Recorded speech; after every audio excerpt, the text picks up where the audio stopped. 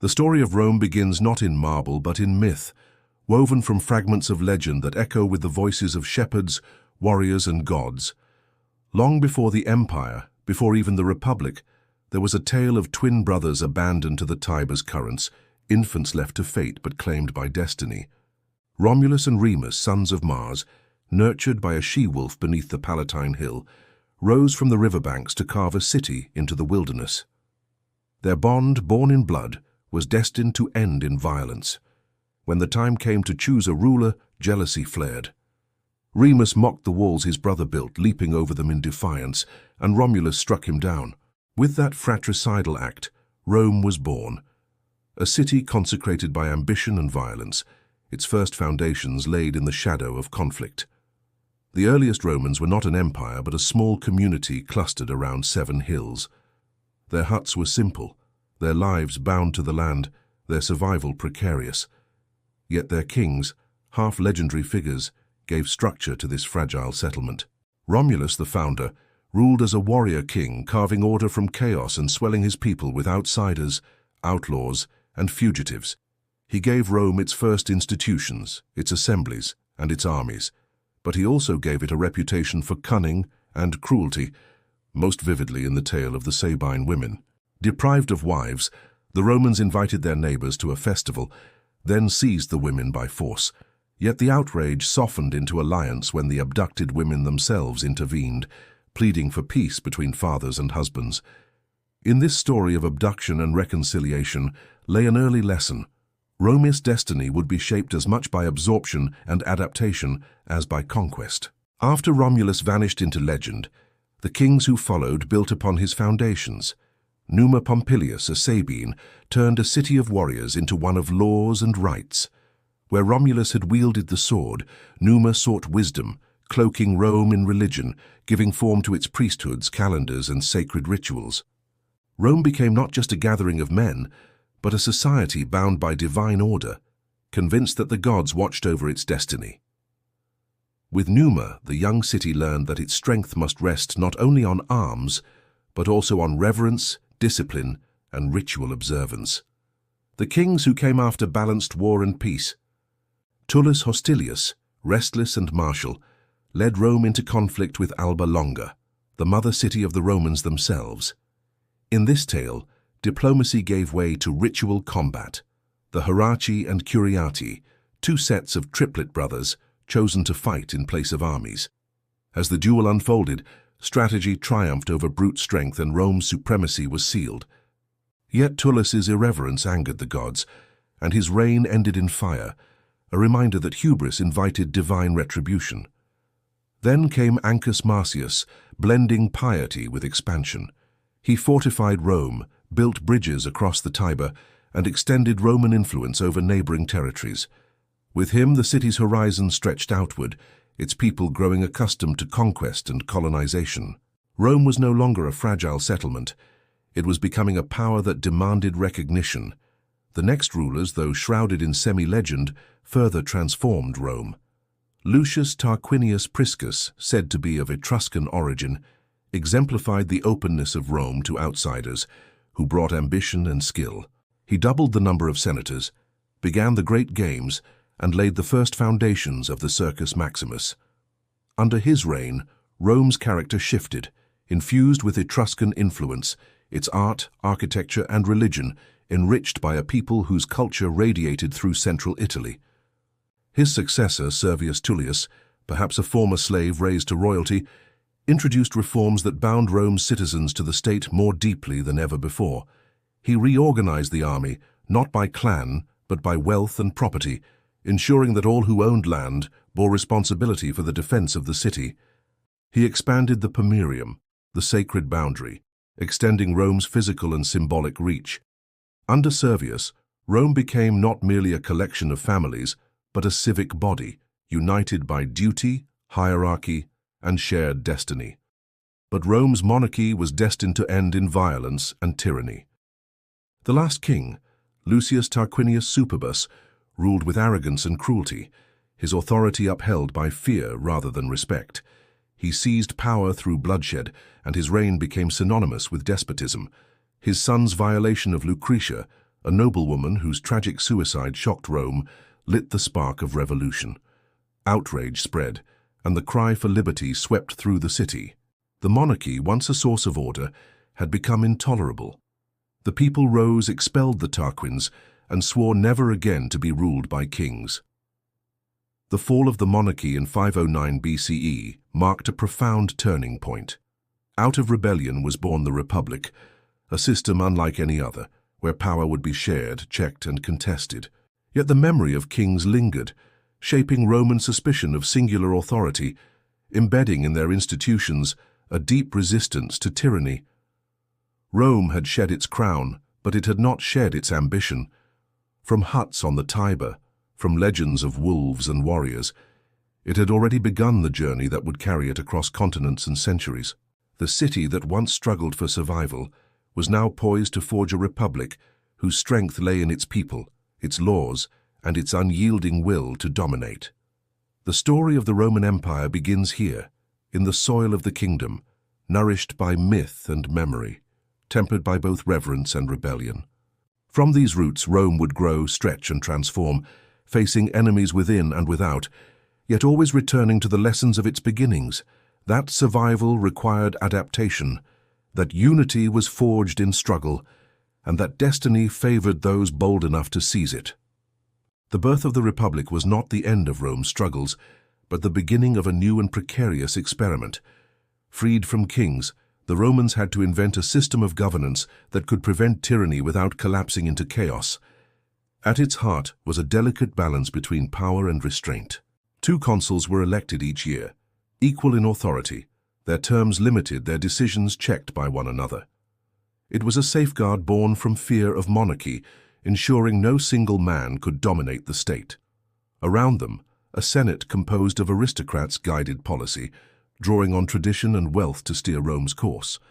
And yet, the people too had their voice in assemblies, voting on laws, electing magistrates, and gradually asserting their right to shape the destiny of the city. This new system was not pure democracy, nor was it oligarchy, but something uniquely Roman, forged in mistrust and necessity. But if Rome had rid itself of kings, it had not rid itself of enemies. The expulsion of the Tarquins left the deposed dynasty restless and vengeful, seeking allies to restore their throne. Neighboring cities, once bound by kinship or rivalry, now tested Rome's resolve. The young republic faced wars on all sides, Etruscans from the north, Latins from the plains, and Sabines from the hills. Each challenge threatened to crush this fragile political experiment before it had a chance to mature. Yet Rome, hardened by crisis, developed resilience. Its citizens, bound by the duty of service, fought not merely for land or loot, but for the survival of their republic. Victories were hard won, losses bitter, but each struggle reinforced a sense of unity. It was in these years that Rome forged its identity as a people who never surrendered, who could endure defeat only to rise stronger. The story of Horatius at the bridge captures this spirit. When the Etruscan king Lars Porsena advanced upon Rome, threatening to restore the Tarquins, Horatius and 2 companions held the narrow wooden bridge across the Tiber. They fought until the structure was destroyed behind them, then leapt into the river, swimming to safety as Rome was spared invasion. Whether legend or truth, the tale embodied the Roman conviction that the courage of individuals could secure the fate of the state. But the Republic's greatest challenge came not from without, but from within. Beneath the unity of shared struggle lay divisions between patricians, the aristocratic families who dominated politics, and plebeians, the common citizens who bore the weight of war yet held little power. The plebeians resented their exclusion from office, their lack of rights, and the crushing debts that chained many to servitude. The early republic teetered on the brink of social collapse as plebeians threatened secession, withdrawing from the city to demand justice. In response, the patricians conceded, recognizing that a state could not endure without the loyalty of its people. Thus were born the tribunes of the plebs, officials elected to defend the rights of common citizens, their persons sacrosanct, their veto a shield against patrician overreach. This compromise marked a turning point.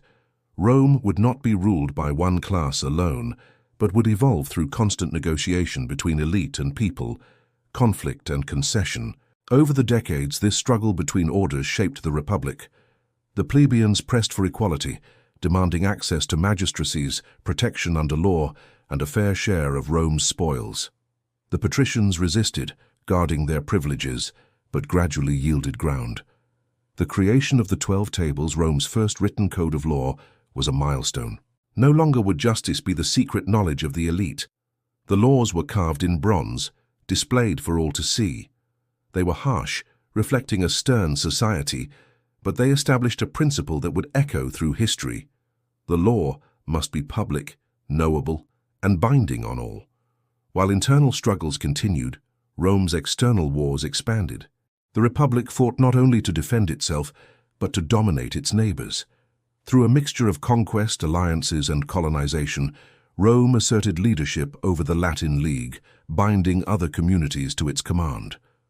Unlike many conquerors, the Romans offered a path to integration. Some were granted citizenship, others partial rights. All were drawn into Rome's orbit.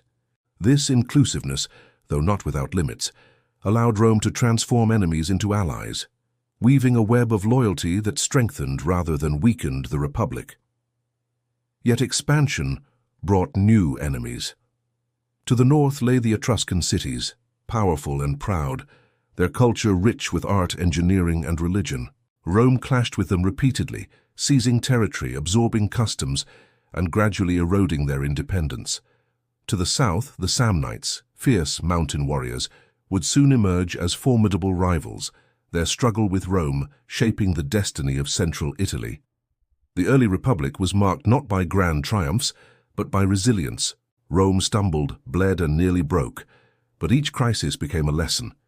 Institutions were tested and refined, alliances forged and betrayed, armies destroyed and rebuilt. Out of this crucible emerged a society uniquely adapted for endurance. Where other cities might fade after a single defeat, Rome drew strength from adversity. Convinced that the gods had chosen them for greatness, so long as they remained steadfast. The expulsion of the kings had not merely removed a ruler, it had given Rome a mission. The Republic was fragile, imperfect, and deeply unequal, yet it carried within it the seeds of something enduring, a belief in law, in duty, and in the collective strength of its citizens. The small city on the Tiber was learning how to command, how to integrate, how to fight not only for survival but for supremacy. Soon its ambitions would stretch beyond Latium, beyond the hills of central Italy, toward the wider Mediterranean. But first, Rome would have to test itself against its most dangerous neighbors, discovering whether this republic could become not just a survivor, but a conqueror. As Rome settled into its republic, it faced a question that would define its future. Would it remain a regional power confined to Latium, or would it seek dominance over the entire Italian peninsula? That answer came not in speeches or decrees, but on the battlefield, where the Romans confronted the most formidable rivals they had yet encountered. The Samnites, a confederation of hardy mountain tribes from central and southern Italy, embodied everything Rome feared and respected in an enemy.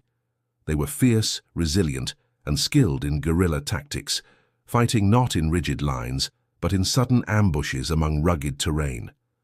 Against them, Rome would test the discipline of its legions and the adaptability of its strategies, and in doing so forge itself into the conqueror of Italy.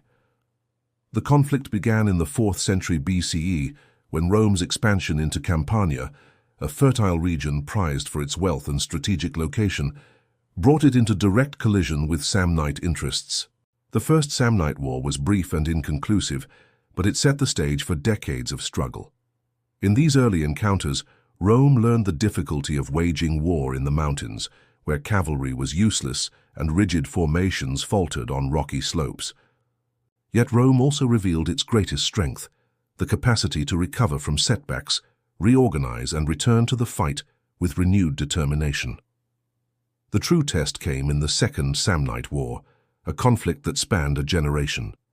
It began with Rome's attempt to secure the city of Capua, whose defection from the Samnites drew Roman armies into a spiral of escalating engagements. Early campaigns brought victories, but then came the disaster of the Caudine Forks. In a narrow mountain pass, the Samnites trapped a Roman army forcing the consuls and their men to surrender without a fight. Humiliated, the legions were made to pass beneath a yoke of spears, a symbol of submission that seared itself into Roman memory. Many states might have crumbled under such shame, but for Rome it was a lesson in endurance. The Republic rejected the dishonorable treaty signed under duress and rebuilt its forces. Rather than retreat into caution, Rome doubled down, building roads, fortresses, and colonies to secure its hold on Italy. It was in these years that the Romans revealed their genius not only for war, but for infrastructure and diplomacy. The Via Appia, Rome's first great road, cut through the countryside, linking the capital with southern Italy, allowing armies to march swiftly and supplies to flow reliably. Colonies were planted like outposts, spreading Roman influence and providing secure footholds in contested regions. Rome's allies, bound by treaty and obligation, supplied men and resources, swelling the Republic's military might beyond what any single city could muster. Where the Samnites relied on loose tribal confederations, Rome built a web of alliances, resilient and flexible, ensuring that every defeat could be absorbed, every loss made good. The Second Samnite War dragged on for 2 decades, a brutal contest of wills. Rome suffered, but Rome endured, and in time Rome prevailed. By the war's end, much of central Italy acknowledged Roman dominance, not through direct annexation, but through a patchwork of treaties, alliances, and obligations. Yet the Samnites remained unsubdued, and so a third war erupted in the early 3rd century. This time the stakes were higher, for the Samnites found allies among the Etruscans, Umbrians, and even the warlike Gauls from the north. It was a coalition of Italy's great powers against the rising star of Rome. The decisive moment came at the Battle of Sentinum in 295 BCE, a clash that brought together armies from across the peninsula. It was a struggle of immense scale, with tens of thousands fighting for the fate of Italy. The Roman consuls, Publius Decius Mus and Quintus Fabius Maximus, led their legions against the combined might of Samnites and Gauls. In the heat of the battle, when the Roman lines wavered, Decius Mus performed the ancient ritual of devotio, charging into the enemy ranks, sacrificing himself to the gods of the underworld in exchange for victory.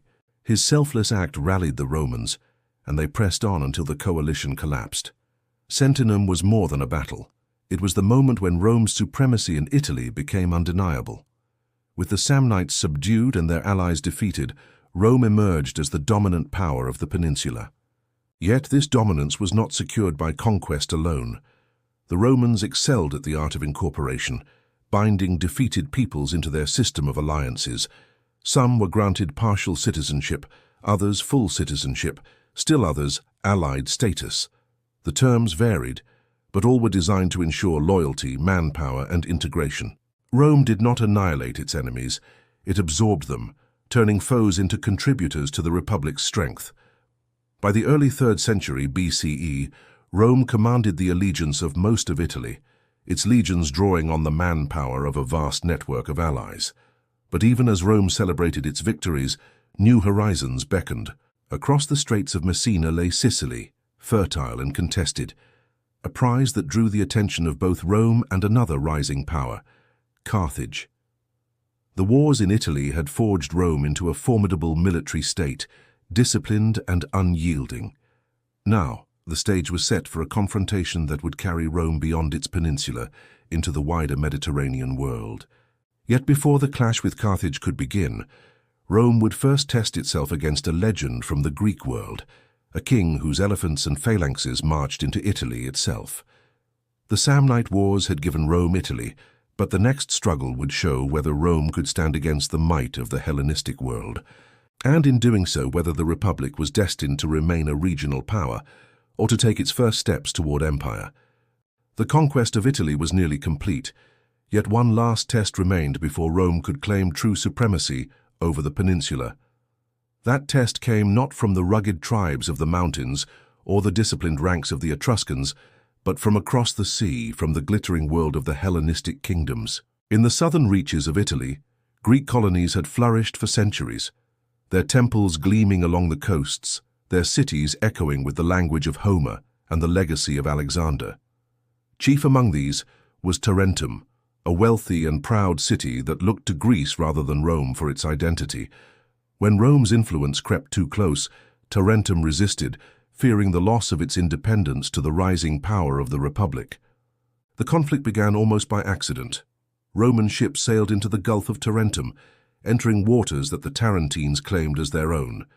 Seeing this as a violation, they attacked, sinking vessels and humiliating Rome. The Senate's demands for redress were met with mockery, insults hurled at the Roman envoys, arrogance born of centuries of Greek pride. But Tarentum knew it could not stand alone. To resist Rome, it turned east, calling upon one of the most ambitious figures of the age, Pyrrhus, king of Epirus. Pyrrhus was no ordinary monarch. A cousin of Alexander the Great, he dreamed of emulating his famous relative, carving out his own empire in the western Mediterranean. His armies were seasoned, drilled in the Macedonian phalanx, and he brought with him a weapon the Romans had never faced: war elephants, towering beasts that had terrified enemies from India to Persia. To a city like Tarentum, he seemed a savior. To Rome, he was the most dangerous adversary yet encountered. When Pyrrhus landed in Italy in 280 BCE, he brought not only soldiers, but the aura of Hellenistic kingship, brilliance, ambition, and a sense of destiny. His first encounters with Rome revealed the clash of two worlds: the Macedonian phalanx, with its wall of spears bristling in perfect formation, met the Roman Manipular Legion, a flexible force divided into small units. At Heraclea, the two armies collided. The Roman legions fought with ferocity, their maniples surging forward in waves. But when Pyrrhus unleashed his elephants, panic spread. Horses reared, soldiers scattered, and Rome suffered a crushing defeat. Yet Pyrrhus recognized something extraordinary. Though victorious, he was astonished at the resilience of his enemy. These Romans did not sue for peace, nor did they crumble as so many Greek city-states had done before Macedonian arms. Instead, they regrouped, raised new armies, and prepared to fight again. Pyrrhus is said to have remarked, "If I win another such victory, I shall be ruined." From that phrase comes the term Pyrrhic victory, for though he had won the battle, the cost was unbearable. Roman manpower seemed endless, their determination unshakable. At Asculum, the two sides met again. Once more Pyrrhus triumphed, and once more his losses mounted. Each victory bled him of soldiers he could not replace, while Rome, with its vast network of allies, replenished its legions year after year. Pyrrhus had come to conquer, but instead he found himself trapped in a war of attrition he could not win. In the midst of these campaigns, Pyrrhus displayed the qualities of a true Hellenistic monarch, both admirable and dangerous. He was courageous, often leading charges himself, but he was also restless, his ambitions pulling him beyond Italy. When the cities of Sicily, weary of Carthaginian pressure, called for his aid, he seized the opportunity, dreaming of uniting Sicily, southern Italy, and perhaps even Carthage under his rule. For a time he seemed unstoppable, driving the Carthaginians from much of the island. Yet his heavy-handedness alienated allies, and soon he found himself surrounded by resentment rather than loyalty. Returning to Italy, he faced Rome once more at Beneventum. This time the legions held firm, and Pyrrhus's elephants faltered in confusion. The battle was inconclusive, but it broke the momentum of the Epirot king. Exhausted, short of resources, and disillusioned, Pyrrhus withdrew from Italy altogether, his dreams of empire dashed against the iron will of the Romans. Not long after, he would die in Greece, struck down in a street fight by a roof tile hurled from above. A fittingly abrupt end to a man whose life had been a whirlwind of ambition. For Rome, Pyrrhus's departure was more than a victory over a king. It was a revelation that the Republic could withstand the greatest military traditions of the Hellenistic world. The phalanx, once thought invincible, had met its match in the flexibility of the legion. The elephants, terrifying at first, had been studied and countered. And perhaps most importantly, Rome had proven that its greatest weapon was not strategy or technology, but resilience. No matter how many battles it lost, it would rise again, unbowed until its enemies were worn down by the sheer weight of its determination. With Pyrrhus gone, Tarentum fell, and the last resistance of the Greek cities in Italy was subdued. Rome now stood unchallenged as the master of the peninsula, Its legions drew from a population far larger than any single rival could match.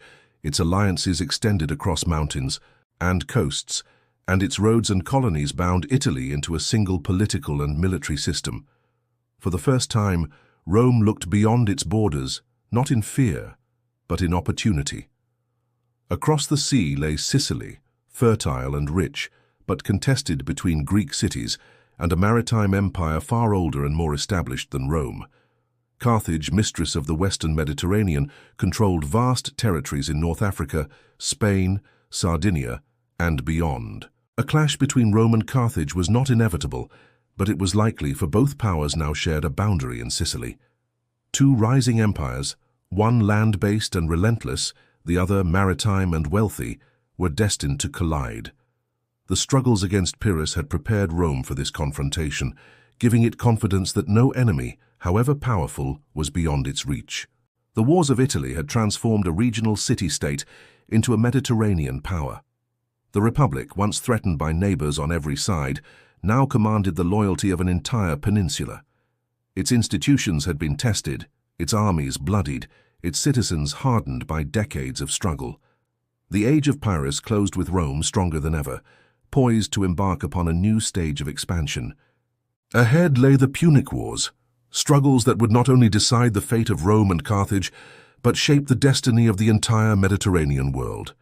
When Rome subdued Tarentum and drove Pyrrhus from Italy, it believed it had secured peace, but the horizon revealed a new and far greater challenge. To the south and west lay Carthage, an empire born not from armies of citizen soldiers, but from merchants, fleets, and colonies scattered across the Mediterranean. Founded centuries earlier by Phoenician settlers from Tyre, Carthage had grown into a mighty maritime power, its harbors filled with warships, its markets overflowing with wealth drawn from Spain, Sardinia, and North Africa. It was the master of trade routes, the mistress of the seas, and the undisputed ruler of western Sicily. Where Rome was disciplined, austere, and militarized, Carthage was commercial, cosmopolitan, and reliant on mercenaries for its armies. Two powers so different in character were bound to clash once their spheres overlapped, and Sicily, rich and strategic, was the stage upon which their rivalry first unfolded. The spark came from the city of Messana at the northeastern tip of the island. A band of mercenaries known as the Mamertines had seized it, and when threatened by Syracuse and Carthage, they turned to Rome for aid. The Senate hesitated, wary of intervention across the straits, but ambition won out. If Rome accepted, it would challenge Carthage directly. If it refused, Carthaginian influence might dominate all of Sicily. Rome chose to act. In 264 BCE, Roman legions crossed into Sicily, and with that step began the First Punic War, a conflict that would rage for more than 2 decades. At first, the war was fought on familiar terms, on land, with legions against enemies entrenched in fortresses and cities. Here the Romans performed well, defeating Carthaginian allies and securing footholds. But the true theater of the war lay at sea, where Carthage held absolute superiority. Rome had no navy to speak of, no tradition of seamanship, and yet it could not hope to control Sicily without challenging Carthage on the waters that surrounded it. It was here that Roman adaptability shone brightest. According to tradition, a wrecked Carthaginian warship provided the Romans with a model. From this, they built fleets in astonishing numbers, training inexperienced crews to row and maneuver. But they knew they could not outmatch Carthaginian skill in naval tactics, so they altered the rules of the game. They devised the corvus, a boarding bridge with a spike that could be dropped onto enemy ships, locking them in place. Once secured, Roman soldiers could storm across, turning a naval battle into something resembling combat on land, where their discipline and ferocity gave them the advantage. The innovation paid off. At the Battle of Mylae in 260 BCE, the consul Gaius Duilius led Rome's new fleet against the Carthaginians. When the corvus devices clamped down, the sea rang with the clash of swords and shields. Carthage's superiority in seamanship was nullified, and for the first time Rome triumphed in a naval engagement. Victory after victory followed, each proving that Rome's strength lay not in experience, but in ingenuity and determination. The war stretched on, marked by shifting fortunes. Carthage brought in new generals, hired mercenaries from across the Mediterranean, and used its fleets to raid Italy's coasts. Rome responded by sending expeditions not only across Sicily, but even into Africa itself. In 256 BCE, a massive Roman fleet carried legions to Carthage's doorstep. At first they achieved success, defeating Carthaginian armies on land, yet overconfidence led to disaster. At the Battle of Tunis, the Carthaginians, with the help of Spartan mercenaries Xanthippus, crushed the Romans, capturing thousands and driving survivors back to their ships. As they sailed home, storms destroyed much of the fleet, drowning tens of thousands. It seemed for a moment that Rome might falter. Its resources were strained, its fleets battered by storms and enemies alike. But the Republic refused to yield.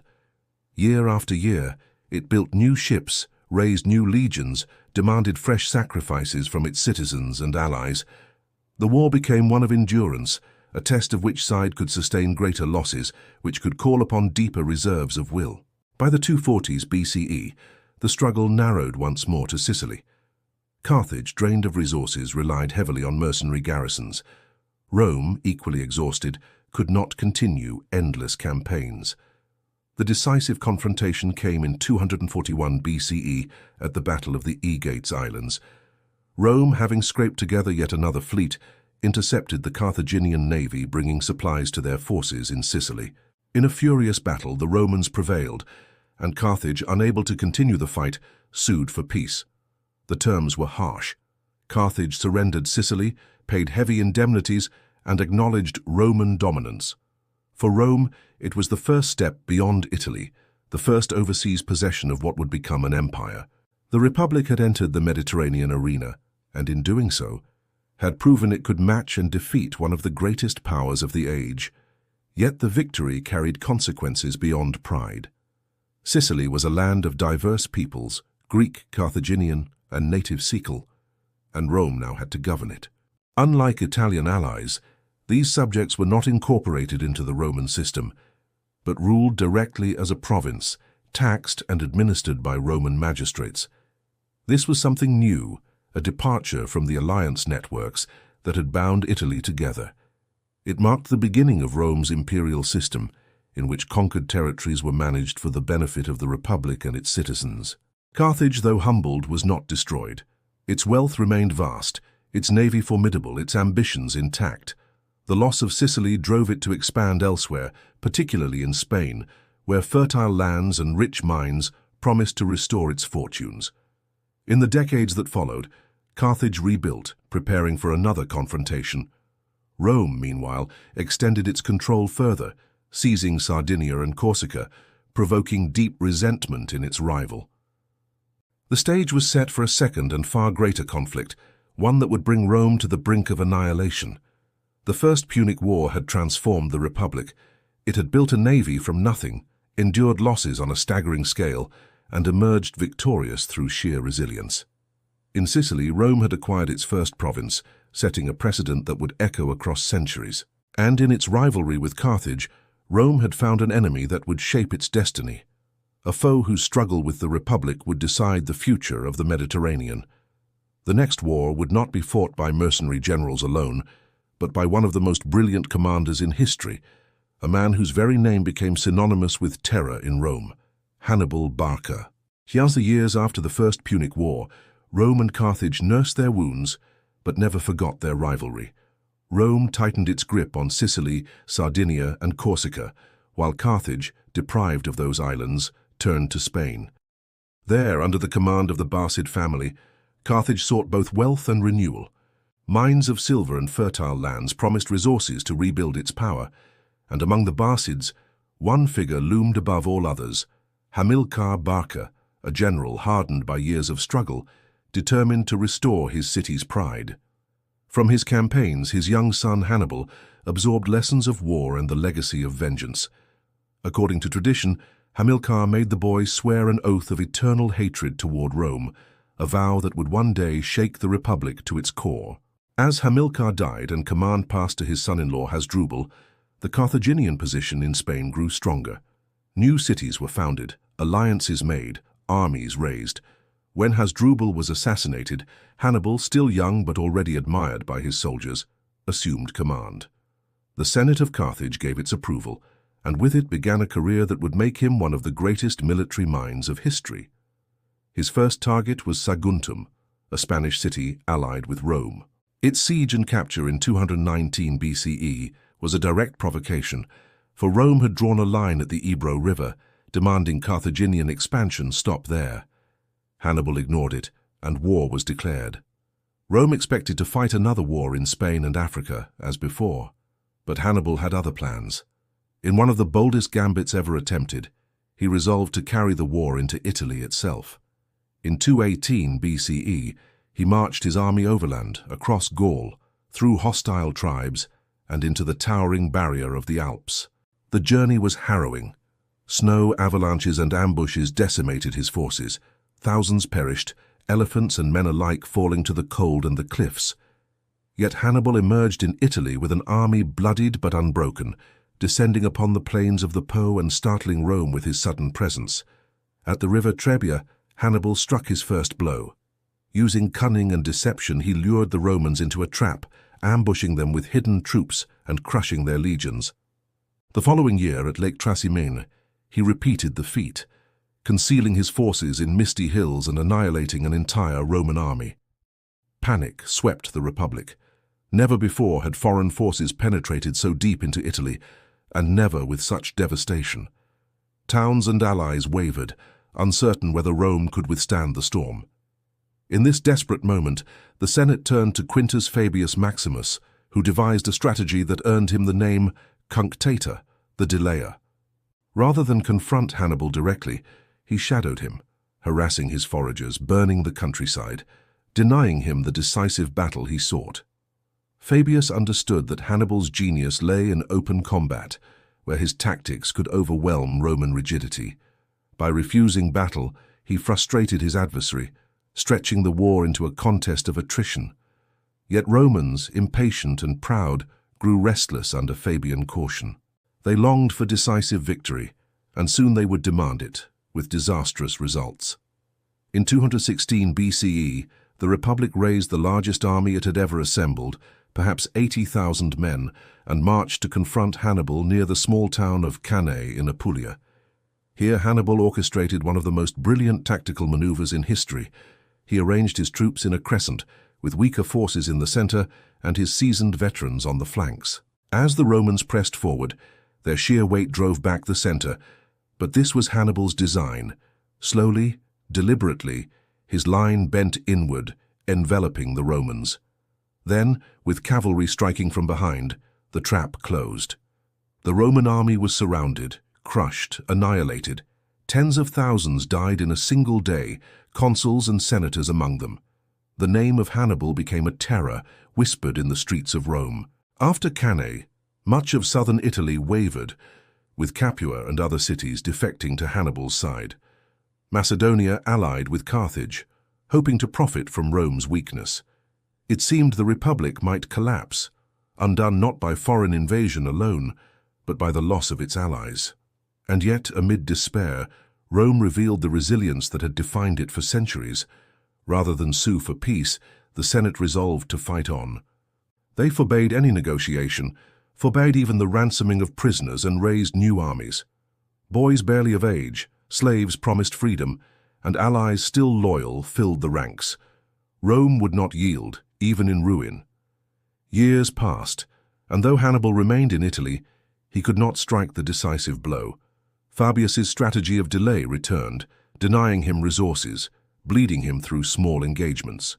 Rome adapted, avoiding the mistakes of the past, and sought to stretch the war beyond Italy. In Spain, Roman commanders, among them the Scipio family, fought to cut off Carthaginian reinforcements. In Sicily, they crushed revolts and secured grain for the war effort. Slowly, Rome began to turn the tide. The decisive shift came with Publius Cornelius Scipio, later known as Scipio Africanus. As a young man, he had survived Cannae, and in Spain he proved himself a commander of extraordinary talent. He captured New Carthage, the jewel of the Barcid Empire in Iberia, through daring and innovation. One by one he defeated Carthaginian forces, driving them from Spain altogether. With that victory, Rome not only deprived Hannibal of reinforcements, but gained a commander capable of matching him. By 204 BCE, Scipio carried the war into Africa itself, forcing Carthage to recall Hannibal from Italy. At Zama in 202 BCE, the two great generals finally faced one another. Hannibal commanded elephants, cavalry, and veterans hardened by decades of war. Scipio countered with discipline, adaptability, and his Numidian allies whose cavalry proved decisive. When Hannibal's elephants charged, the Romans opened lanes, letting them pass harmlessly through. When the cavalry clashed, the Numidians drove Carthage's horsemen from the field. In the end, Hannibal's army was enveloped, much as he had once enveloped the Romans at Cannae. Carthage was defeated, and the Second Punic War was over. The terms were harsh, but not fatal. Carthage surrendered its fleet, paid heavy indemnities, and relinquished its empire outside Africa. It remained a city, wealthy and proud, but no longer a rival. Rome, meanwhile, emerged transformed. No longer merely a power of Italy, it now stood as the dominant force of the Western Mediterranean. It had faced annihilation and survived, forged by fire into an empire in all but name. Yet victory carried consequences. The Republic's allies had borne the brunt of the fighting, its citizens the losses, its aristocracy the command. Power, wealth, and glory concentrated ever more in the hands of a few, sowing seeds of inequality and ambition. Rome had defeated Hannibal, but in doing so it had also unleashed forces that would, in time, threaten the stability of the Republic itself. For now, however, the city could bask in triumph. The terror of Hannibal was over, and Rome stood supreme. Ahead lay new conquests, new challenges, and new transformations, as the Republic turned its gaze eastward to the kingdoms born of Alexander the Great. The struggle with Carthage had been one for survival. The wars to come would be ones of ambition, stretching Rome's reach across the Mediterranean and beyond. With Hannibal defeated and Carthage subdued, Rome found itself master of the Western Mediterranean, its armies hardened by years of struggle, its fleets seasoned upon the seas. Yet victory did not mean rest. Rome was a republic that thrived on motion, driven by ambition and fear alike. While Carthage nursed its wounds under strict treaty, the eyes of Rome turned eastward, where the legacy of Alexander the Great still lingered in the fractured Hellenistic kingdoms. Macedonia, the Seleucid Empire, the Ptolemaic dynasty in Egypt, each held sway over lands steeped in wealth, culture, and ancient prestige. To a people who had once trembled before Pyrrhus and his elephants, the thought of Greek kings still carried awe. But now, with the strength of Italy behind them, the Romans approached as arbiters, protectors, and eventually conquerors. The first step eastward came almost naturally. During Hannibal's war, Philip V of Macedon had allied with Carthage, hoping to profit from Rome's troubles. Though his aid to Hannibal was minimal, Rome did not forget. Once Carthage was shackled, the Senate looked to settle scores in Greece. In 214 BCE, the First Macedonian War began. It was a conflict fought more through alliances and skirmishes than great battles. Rome found allies in the Aetolian League and other Greek states eager to check Macedonian power.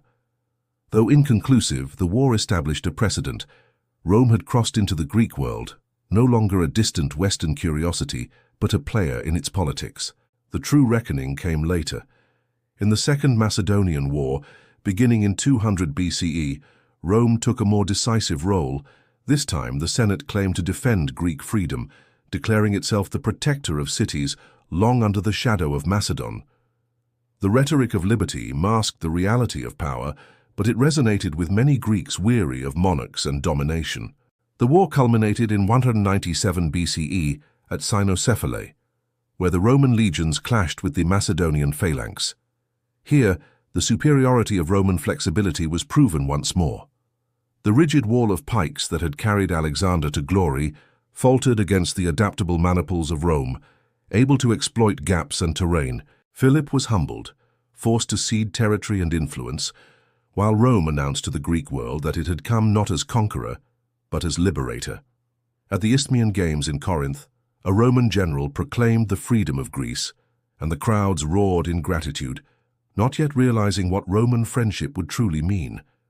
Rome's presence, however, was never temporary. Where Roman legions marched, Roman influence lingered. Soon the Seleucid king Antiochus III, emboldened by his conquests in Asia, tested Rome's resolve. Allied with Hannibal in exile, Antiochus sought to extend his power into Greece. But Rome, unwilling to see another empire dominate the East, intervened once again. The resulting war swept across the Aegean, and at Magnesia in 190 BCE, Roman legions and their allies dealt Antiochus a crushing defeat. The Seleucids were forced to retreat to Asia, pay indemnities and abandon ambitions in the West. Hannibal, once Rome's greatest foe, slipped from place to place, a fugitive whose genius could find no stage, until at last he took poison rather than fall into Roman hands. With Antiochus humbled and Macedon weakened, Rome emerged as the supreme power in Greece, though it still pretended otherwise. The Senate avoided annexation, preferring to cloak its dominance in the language of alliance and friendship. Yet the reality was clear. Greek cities now adjusted their policies to Roman wishes, and kings looked to Rome before making war. Even when Rome withdrew its legions, its authority remained a shadow stretching over the Aegean, but ambition and fear drove Rome ever forward. Philip's son Perseus of Macedon, resentful of Rome's constraints, rallied support among Greeks disillusioned with Roman oversight. The Third Macedonian War erupted in 171 BCE, a conflict that would determine once and for all whether Macedon could rise again. At Pydna in 168 BCE, the phalanx clashed with the legion in perhaps its most decisive contest. Once more, the rigidity of the pike wall faltered on uneven ground. As gaps opened, Roman soldiers surged in, breaking the Macedonian formation and slaughtering its men. Perseus was captured, and Macedonia ceased to be a kingdom. Rome divided it into provinces, stripping it of power. The Hellenistic world had lost its strongest defender, and Rome stood unchallenged. Yet even in victory, Rome's harshness revealed itself. In Epirus, entire towns were sacked, tens of thousands sold into slavery. In Achaea, resistance was crushed, and Corinth itself was destroyed in 146 BCE. The same year, Carthage was finally razed to the ground in the Third Punic War. The twin destructions sent a clear message. Opposition to Rome would be met not with mercy, but obliteration. Greece, once the cultural beacon of the Mediterranean, now lay under the shadow of Roman authority, its autonomy little more than a fiction. And so Rome extended its reach, not through grand declarations of empire, but through a series of wars justified as defense, liberation, or necessity. Each step drew it further from Italy. Each war brought new provinces, new wealth, and new entanglements. By the middle of the 2nd century BCE, Rome had subdued not only Carthage, but Macedon, Greece, and much of the eastern Mediterranean. What began as a city defending its survival had become a republic whose legions marched from the Atlantic to Asia, whose senate debated the fates of kings, whose merchants and governors spread Roman influence far beyond the Tiber. Yet with victory came new challenges. Wealth poured into Rome, and with it, corruption and inequality.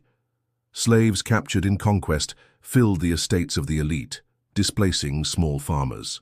Senators grew rich from provinces, wielding power that bent the republic's institutions.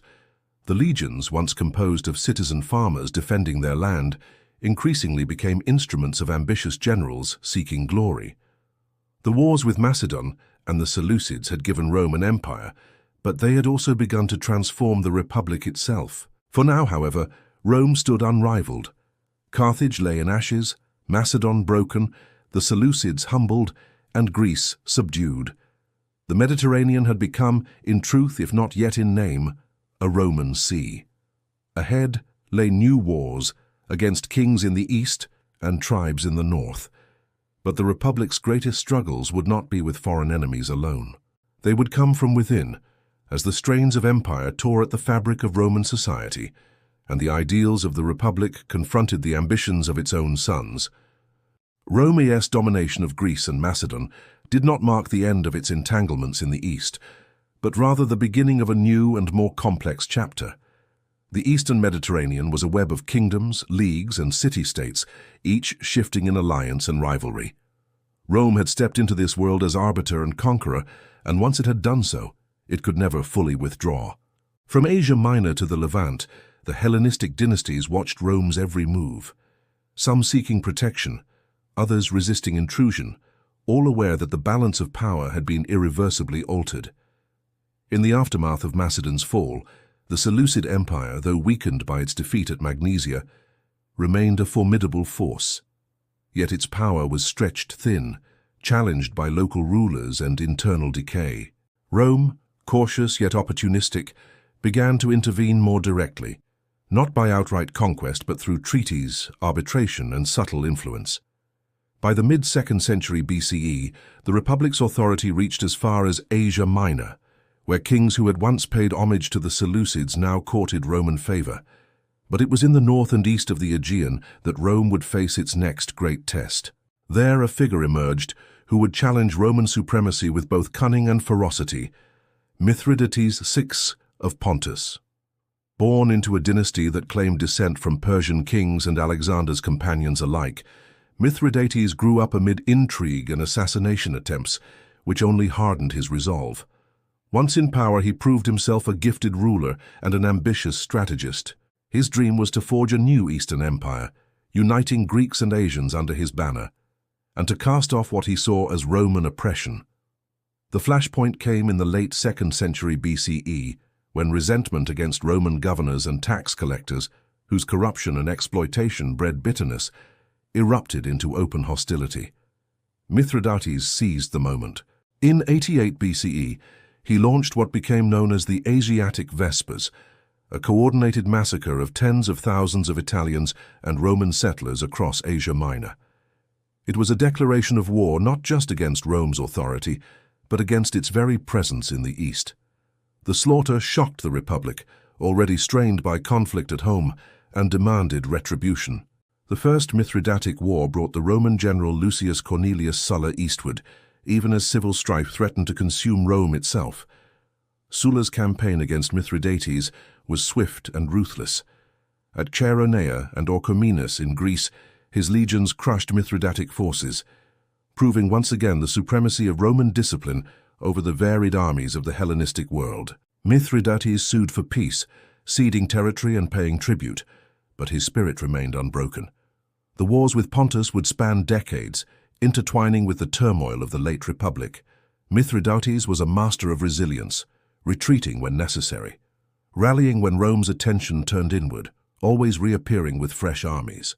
His defiance made him a symbol of resistance against Roman domination, admired by some Greeks, even as he failed to deliver them lasting freedom. Successive Roman generals fought him: Lucullus, whose campaigns dragged on, and eventually Pompey, whose reorganization of the East finally broke Mithridates' power. Driven into exile and despair, the king of Pontus ended his own life in 63 BCE, but only after decades of defiance. While Rome was locked in these struggles abroad, the fabric of the Republic was fraying at home. The influx of wealth and slaves from conquest transformed Italy. Vast estates, latifundia, spread across the countryside, worked by enslaved labor, while small farmers, the backbone of the Republic, were driven into poverty or forced to the cities. The disparity between rich and poor widened, and with it, unrest grew. The Gracchi brothers, Tiberius and Gaius, tried to address the crisis with land reforms, seeking to restore balance, but their efforts met fierce resistance from the Senate and ended in their violent deaths. Their fate marked a turning point. Political disputes in Rome were no longer settled by debate alone, but increasingly by bloodshed.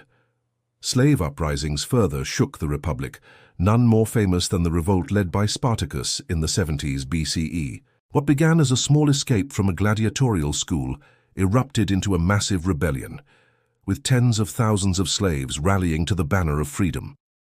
For 2 years they roamed Italy, defeating Roman armies and terrifying the Senate. Though eventually crushed by Marcus Licinius Crassus, the rebellion left scars on Rome's psyche, a reminder that its empire was built on fragile foundations of coercion and inequality. Meanwhile, the army itself was changing. Reforms introduced by Gaius Marius at the close of the 2nd century BCE opened service to the landless poor, creating legions more loyal to their generals than to the state. Soldiers now fought not only for the Republic, but for the promises of pay, plunder, and land, promises only a commander could fulfill. This shift gave ambitious men unprecedented power, turning the legions into instruments of personal ambition. Sulla, Marius, Pompey, and eventually Caesar would all rise on the loyalty of their soldiers, each reshaping Rome in turn. Rome's expansion in the East, its victories over kings and kingdoms, coincided with this internal transformation. The Republic was no longer the modest city-state of old, nor even the Italian hegemon of the Punic Wars. It had become an empire in all but name, with provinces stretching from Spain to Asia, governed by senators who enriched themselves abroad while neglecting the balance at home. The old republican ideals of shared sacrifice and citizen virtue struggled to survive under the weight of conquest and inequality. And yet, amid this turmoil, the Republic continued to grow. Pompey reorganized the East, annexing Syria, bringing Judea under Rome's orbit, and transforming Asia Minor into provinces that funneled wealth back to the Tiber. The Mediterranean, once a patchwork of rival powers, now lay firmly within Rome's grasp. From the Atlantic to the Euphrates, from the forests of Gaul to the deserts of Africa, the Roman Republic ruled, feared, and admired. But even as Rome reached its zenith of power, it approached the precipice of crisis. The very conquests that had enriched it had also unbalanced it. Rival generals eyed one another with suspicion, political factions hardened into enemies, and the loyalty of armies to their commanders threatened to eclipse the Senate's authority. The wars with Mithridates, the campaigns in the East, the plunder of provinces, these were the triumphs of generals as much as of Rome itself. Soon the question would no longer be whether Rome could conquer the world, but whether the Republic could survive its own success. By the 1st century BCE, Rome had transformed from a city-state defending Italy to a Mediterranean superpower. Its legions were battle-hardened, its provinces vast, and its Senate increasingly wealthy and influential, but also increasingly fractured. The triumphs of conquest had created new centers of power, generals with loyal armies, governors controlling distant provinces, and a political elite enriched far beyond the means of ordinary citizens. Rome was no longer held together solely by law, tradition, or civic virtue. The Republic's foundations were shifting, and its survival depended on balancing ambition with order, wealth with justice, loyalty with duty. It was in this environment that three extraordinary men emerged: Pompey the Great, Marcus Licinius Crassus, and Gaius Julius Caesar. Each was a product of Rome's evolution, and each would exploit the new realities of power in different ways. Pompey, renowned for his early campaigns against pirates and in the East, demonstrated that military success could translate into political influence. Crassus, famously wealthy, manipulated both commerce and politics, his resources amplifying his authority. Caesar, younger and ambitious, combined political savvy with military genius and possessed the charisma and boldness to unite followers around himself. Their paths would converge in a fragile alliance known as the First Triumvirate, a pact that bypassed traditional republican institutions in favor of personal power and mutual benefit. The triumvirate's formation revealed the Republic's vulnerability. Though the Senate remained the ostensible center of governance, it had become increasingly irrelevant when confronted with men who commanded armies, wealth, and popular support. Caesar, as consul in 59 BCE, pushed through legislation favoring the allies of the triumvirs, enriching supporters and undermining senatorial authority. Pompey secured land for his veterans, consolidating loyalty and influence. Crassus leveraged his wealth to cement networks of patronage. Together, they could defy opposition, ignore precedent, and reshape the political landscape. The Republic, long sustained by compromise and balance, now faced rule by men who put personal ambition above civic stability. Meanwhile, Rome's provinces were restless. The East, reorganized by Pompey after victories over Mithridates and the Seleucids, supplied wealth that fueled politics at home. Gaul, a land of untamed tribes, became Caesar's proving ground. His conquest of Gaul from 58 to 50 BCE expanded Rome's territory and drained the resources and manpower of its enemies. but it also created a powerful personal army loyal to him rather than the Senate. Every victory added to Caesar's prestige, every campaign increased his followers' devotion, and every defeat of a Gallic tribe reinforced his image as both military genius and indispensable leader. Rome watched with awe and fear as one man accumulated more power than the Republic had ever known. The fragility of Rome's political system became evident as the triumvirate unraveled. Crassus died in 53 BCE at the ill-fated Battle of Carrhae against the Parthians, leaving Pompey and Caesar as rivals rather than allies. Tensions escalated, fueled by jealousy, ambition, and fear. Pompey, aligned with the Senate, represented the old order, the guardians of tradition and authority. Caesar, commanding the loyalty of his legions and the support of the people, represented the new reality, power grounded in personal allegiance rather than republican institutions. Rome's streets became a theater of rhetoric, intrigue, and preparation for the inevitable clash. In 49 BCE, the conflict reached a turning point. Caesar, ordered to disband his army and return to Rome as a private citizen, refused. Crossing the Rubicon River with his legions, he declared war on the Republic itself. The phrase "crossing the Rubicon" entered history as a symbol of irrevocable decision, of stepping beyond law into destiny. Civil war erupted. Italy itself became a battlefield. As cities chose sides, senators fled, and the Senate's authority crumbled. Pompey, initially commanding the Republic's armies, retreated to Greece, gathering forces and allies for a confrontation that would decide Rome's fate. The ensuing campaigns demonstrated Caesar's brilliance. In swift maneuvers, he marched through Italy, securing cities and fortresses with minimal resistance. In Spain, he defeated Pompeian forces loyal to the Senate, consolidating his position. Then came the decisive confrontation at Pharsalus in 48 BCE in Greece. Despite Pompey's numerical advantage, Caesar's disciplined legions, innovative tactics, and leadership turned the tide.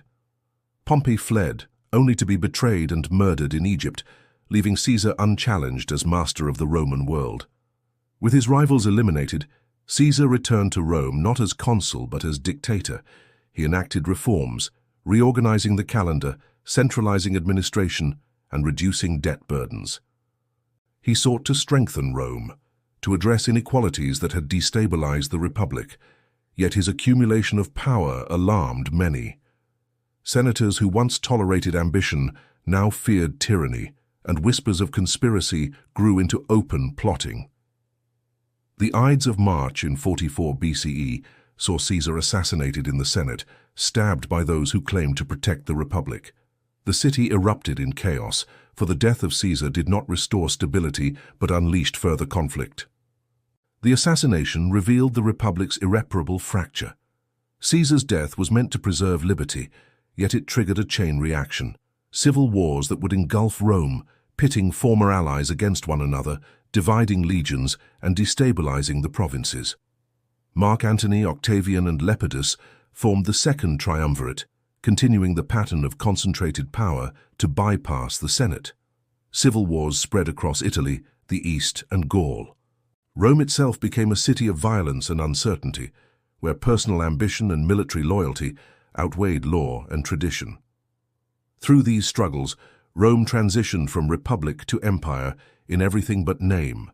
The Senate remained, magistracies existed, and elections continued, but true authority rested in the hands of men who commanded legions and commanded loyalty. The Republic, once safeguarded by law, custom, and the balance of power, was now subject to the will of extraordinary individuals.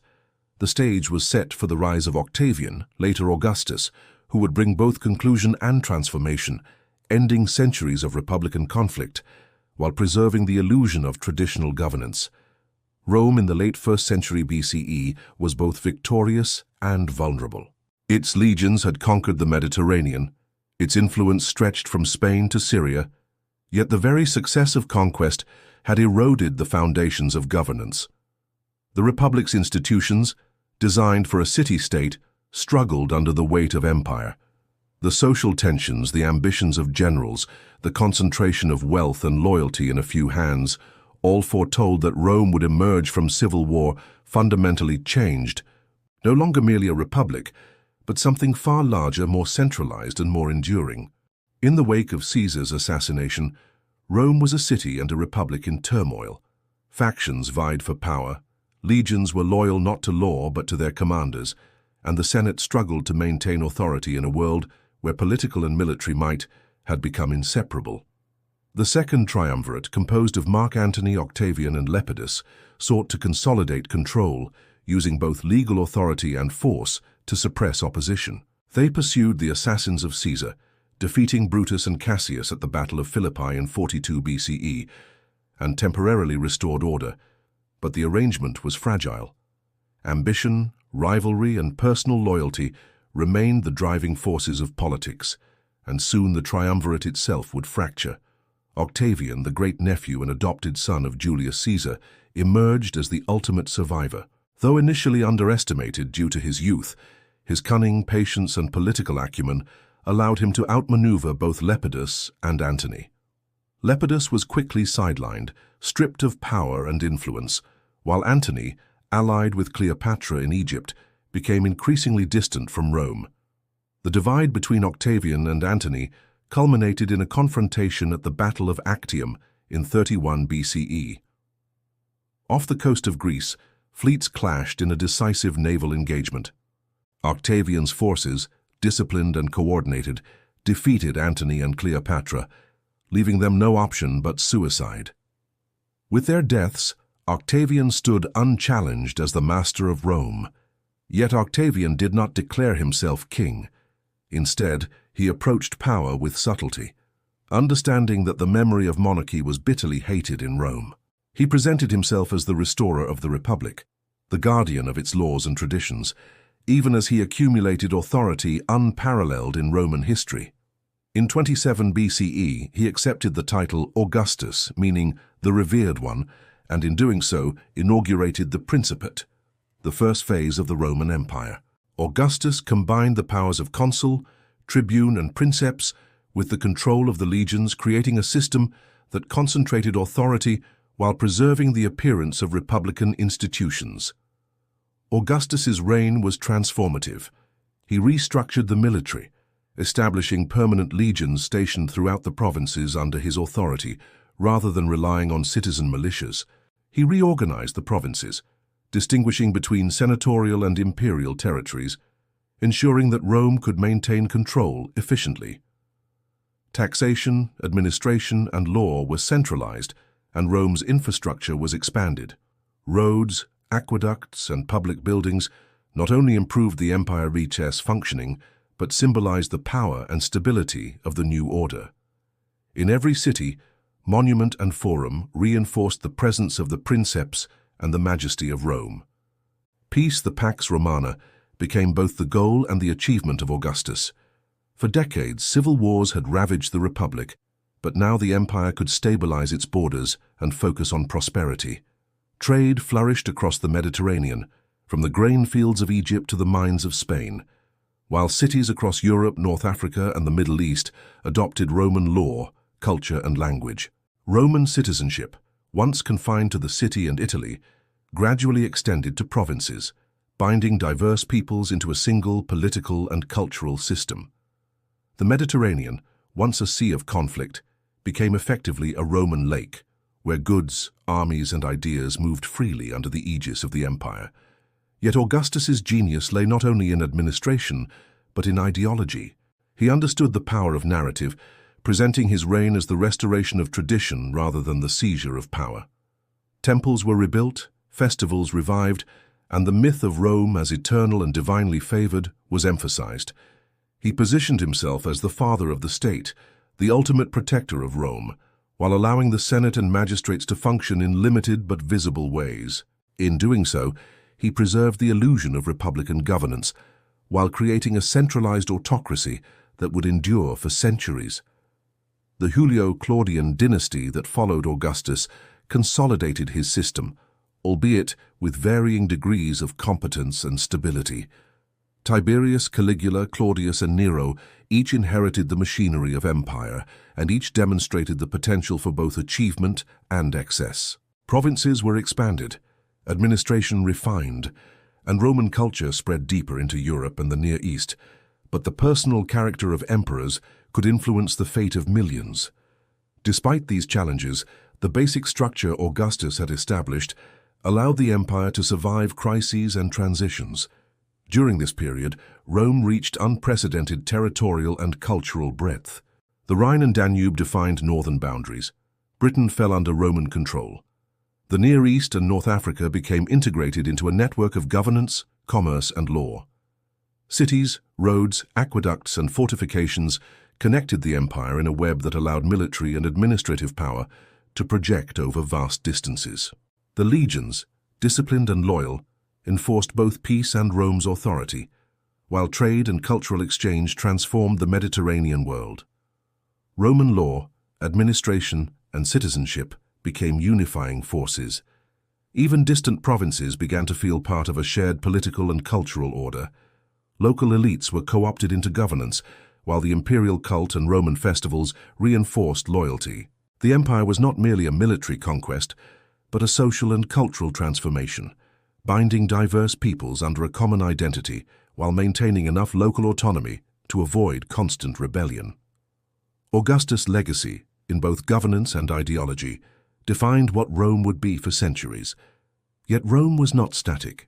Even under the Pax Romana, expansion continued in measured ways, from Germania to the east, and internal challenges persisted, from succession crises to rebellions in the provinces.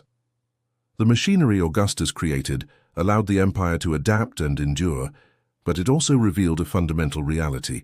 Rome was now an empire, not a republic. The institutions of the past, the Senate, assemblies, magistracies remained, but their power was subordinate to the authority of the princeps. Rome had crossed the Rubicon not just once in civil war, but forever, leaving the Republic behind and entering an era of empire that would shape the history of Europe, the Mediterranean, and the world. Augustus's reign closed a chapter of conflict and inaugurated one of stability. Where once Rome had been defined by legions marching to defend the city or pursue rival kings, it was now defined by an emperor whose authority spanned continents, whose policies ensured peace and prosperity, and whose vision preserved Rome's power across generations. The Republic had ended not in a single battle or assassination, but in a gradual transformation, a merging of law, military might, and ideology into a system capable of sustaining the most extraordinary empire the ancient world had ever seen. With Augustus's death in 14 CE, the Roman Empire entered a period of transition, a test of whether the structures he had established could endure beyond the man who created them. His successor, Tiberius, inherited an empire at peace, but one still fragile in its political and social foundations. Tiberius, though competent and experienced, ruled cautiously, emphasizing order and the mechanisms of administration rather than charisma or public spectacle. The legions remained loyal, the provinces well governed, and the Senate allowed to function ceremonially, but the reality was clear. The emperor's authority now defined the empire. Tiberius' reign highlighted a central truth of the Principate. Stability required careful management of loyalty, both military and civic, and a balancing act between central power and local autonomy.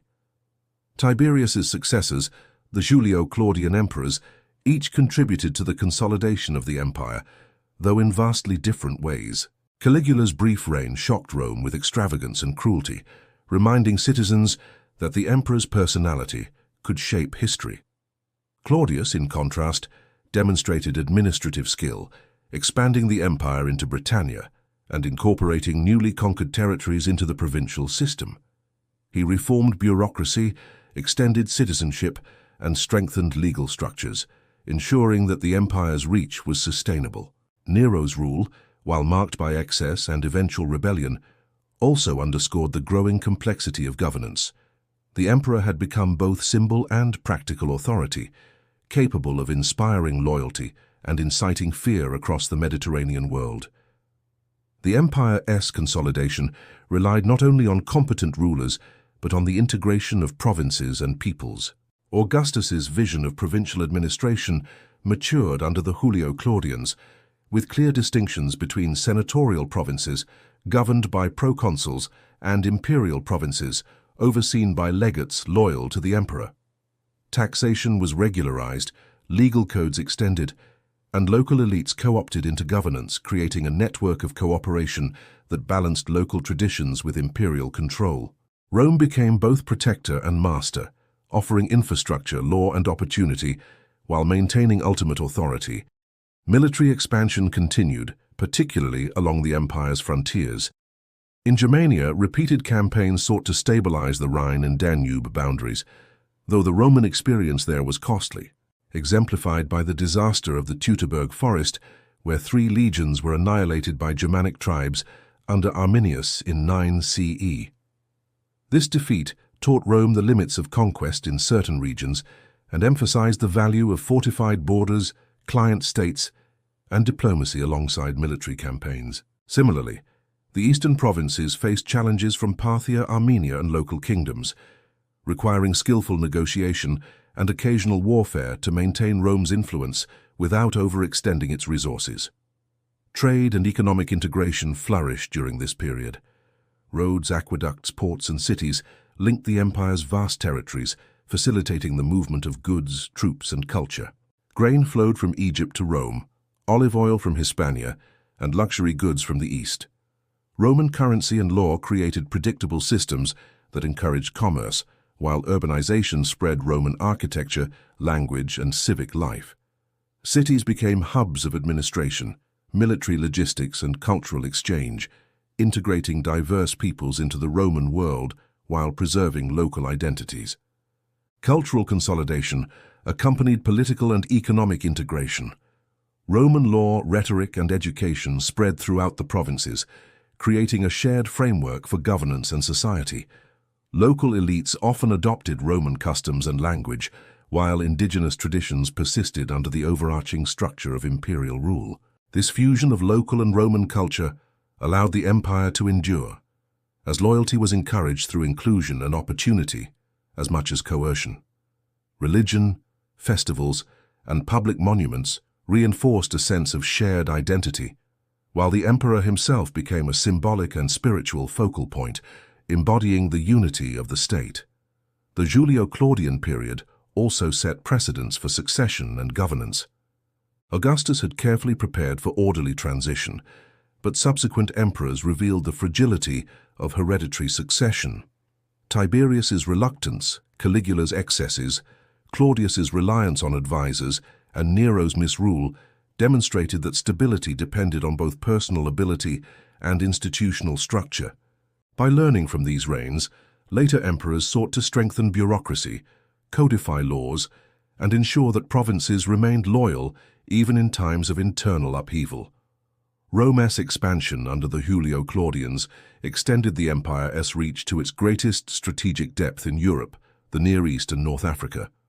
Britain was incorporated as a province, parts of Germania stabilized through military fortifications, and client kings and the eastern provinces were brought into a system of treaties and direct administration that secured wealth and loyalty. Roads and cities linked these territories, legions enforced peace, and Roman law provided a common framework, creating the infrastructure for centuries of stability. Yet challenges remained. Internal dissent, uprisings, and succession crises revealed that the empire's strength depended not only on its legions and bureaucracy, but on the perception of legitimacy. The loyalty of the army, the support of the Senate, and the allegiance of provincial elites were critical to the survival of imperial authority. The Julio-Claudians demonstrated that power, once concentrated, could be wielded to build and maintain an empire, but it could also destabilize society if mismanaged. Rome's endurance depended on balancing ambition, control, and accommodation, a lesson that would guide emperors for centuries to come. By the end of the 1st century CE, the Roman Empire had been transformed. From the small city-state of Tiberius's great-grandfather, Rome had become an empire spanning continents, integrating peoples, economies, and cultures under a single political and military system. The Julio-Claudian emperors had tested Augustus's model, expanded its reach, and solidified the mechanisms of provincial governance. The Mediterranean, once a sea of independent kingdoms and rival powers, was now a Roman lake, held together by military force, law, and cultural cohesion. The legacy of Augustus endured, proving that the empire could survive transitions, crises, and ambitious rivals. The 1st century CE had tested the resilience of Augustus's system, and by 69 CE, Rome faced a crisis unlike any since the death of Julius Caesar. The year of the 4 emperors plunged the empire into civil war as Galba, Otho, Vitellius, and finally Vespasian vied for control. The legions, stationed across Europe, the Near East and North Africa, played kingmaker, their loyalty to commanders now decisive in determining the ruler of Rome. From the ashes of this chaos, Vespasian emerged, a general of competence and pragmatism, whose reign would mark both the stabilization of imperial authority and the founding of a new dynasty, the Flavians. Vespasian understood the fragility of imperial succession. Unlike Augustus, whose charisma had anchored the principate, Vespasian relied on structure, discipline, and practical governance to legitimize his rule. He reorganized the finances of the empire, heavily burdened by civil war, and restored confidence among the legions whose loyalty had wavered in the preceding years. Public works, including temples, forums, and notably the construction of the Colosseum in Rome, were commissioned not only for utility but to demonstrate the power and permanence of the Flavian regime. Through these projects, Vespasian communicated stability, prosperity, and imperial authority to both citizens and provinces. His son Titus succeeded him in 79 CE, inheriting an empire at peace but fraught with challenges. Natural disasters tested the resilience of imperial administration. Mount Vesuvius erupted in 79 CE, burying Pompeii and Herculaneum, while fires and plagues struck Rome itself. Titus responded with efficiency and generosity, organizing relief, distributing aid, and attending personally to the victims. These acts reinforced the centrality of the emperor as both protector and benefactor, embedding the ideal of the ruler who maintained order, prosperity, and security in the minds of Romans across the empire. Domitian, the younger son of Vespasian, followed Titus in 81 CE, and his reign marked a complex period of authoritarian rule. Domitian consolidated power further, increasing the role of the emperor in legislative and judicial matters, and he reinforced the army as a personal instrument of authority. His vigilance over the provinces ensured loyalty and minimized rebellion, though his autocratic style bred tension with the Senate and elite classes in Rome. Yet despite controversy at home, Domitian's policies strengthened borders, improved infrastructure, and secured the empire's economic and military foundations. The Flavian dynasty's consolidation of power reflected a fundamental shift in imperial governance. Augustus had established the framework of the Principate. The Flavians ensured that authority rested with the emperor rather than fragile dynastic succession or the Senate's goodwill. Loyalty of the legions, disciplined administration, and integration of the provinces became central pillars. Rome's vast territories, from Britain to the Euphrates, from the Danube to North Africa, were now managed not by a collection of semi-independent governors, but by a centralized bureaucracy overseen by the princeps. Expansion and security of the northern frontiers were a priority. The Rhine and Danube remained both borders and buffers against Germanic and other tribal incursions. Fortifications, roads, and legionary bases allowed rapid deployment, ensuring that the empire could repel invasions and stabilize newly conquered territories. Campaigns into Britain, begun under Claudius, were continued and expanded, establishing permanent provinces with roads, forts, and towns, integrating local populations into the imperial system while imposing Roman law and taxation. The northern frontier was both a defensive line and a platform for further influence, demonstrating the strategic foresight of Flavian rulers. In the east, Rome confronted new challenges from Parthia, Armenia, and client kingdoms. Diplomatic engagement, military intervention, and careful appointment of rulers loyal to Rome secured stability. Provinces such as Judea became flashpoints where local unrest could challenge imperial authority. The Flavian response, particularly during the Jewish revolt of 66-73 CE, combined military efficiency with administrative restructuring. The Siege of Jerusalem, culminating in the destruction of the Second Temple in 70 CE, was both a demonstration of Rome's military supremacy and a warning to all provinces of the consequences of rebellion. These campaigns secured the eastern provinces, reinforcing the empire's reach and authority across diverse cultures and geographies. Economic integration advanced alongside military and political consolidation. Roads, ports, aqueducts, and urban centers facilitated trade, communication, and movement of troops. Grain from Egypt fed the city of Rome. Silver and metals from Spain and Gaul supplied coinage and industry. Luxury goods flowed from the east, connecting cities from Antioch to Alexandria. The Flavian emperors ensured that provincial taxation and administrative systems functioned efficiently, linking distant regions into a cohesive economic network while minimizing opportunities for corruption or revolt. Cultural integration was equally significant. Roman law, language, and civic norms spread throughout the provinces. Local elites were co-opted into governance, receiving Roman citizenship and participating in imperial administration. Public buildings, forums, and theaters reinforced Roman cultural dominance, while religion and imperial cults created symbolic loyalty to the emperor. The Flavian era demonstrated that Rome's strength lay not only in armies and taxation, but in creating a shared identity across vast and diverse populations. By the end of Domitian's reign in 96 CE, the Roman Empire was stable, expansive, and resilient. The Flavians had navigated civil war, natural disasters, rebellion, and frontier threats to consolidate imperial power, secure borders, and integrate provinces effectively. The mechanisms of administration, military organization, and cultural unification, established under Augustus and refined by the Flavians, ensured that the empire could endure both internal and external pressures. The stage was set for the next era, characterized by the 5 good emperors, a period of unprecedented prosperity, stability, and territorial security that would define Rome at the height of its power. With the assassination of Domitian in 96 CE, the Roman Empire entered an era marked not by dynastic struggle, but by deliberate choice of rulers for their competence and virtue. The Senate and imperial advisors recognized the dangers of hereditary succession, and for nearly a century, emperors were selected based on merit, wisdom, and loyalty. This period, stretching from Nerva to Marcus Aurelius, became known as the era of the 5 good emperors, a time of unprecedented peace, prosperity, and territorial stability that historians have long regarded as the zenith of Roman civilization. Nerva, the first of the 5, faced the challenge of restoring confidence after Domitian's autocratic reign. Though his reign was brief, he set the precedent of adopting a capable successor rather than relying solely on bloodline.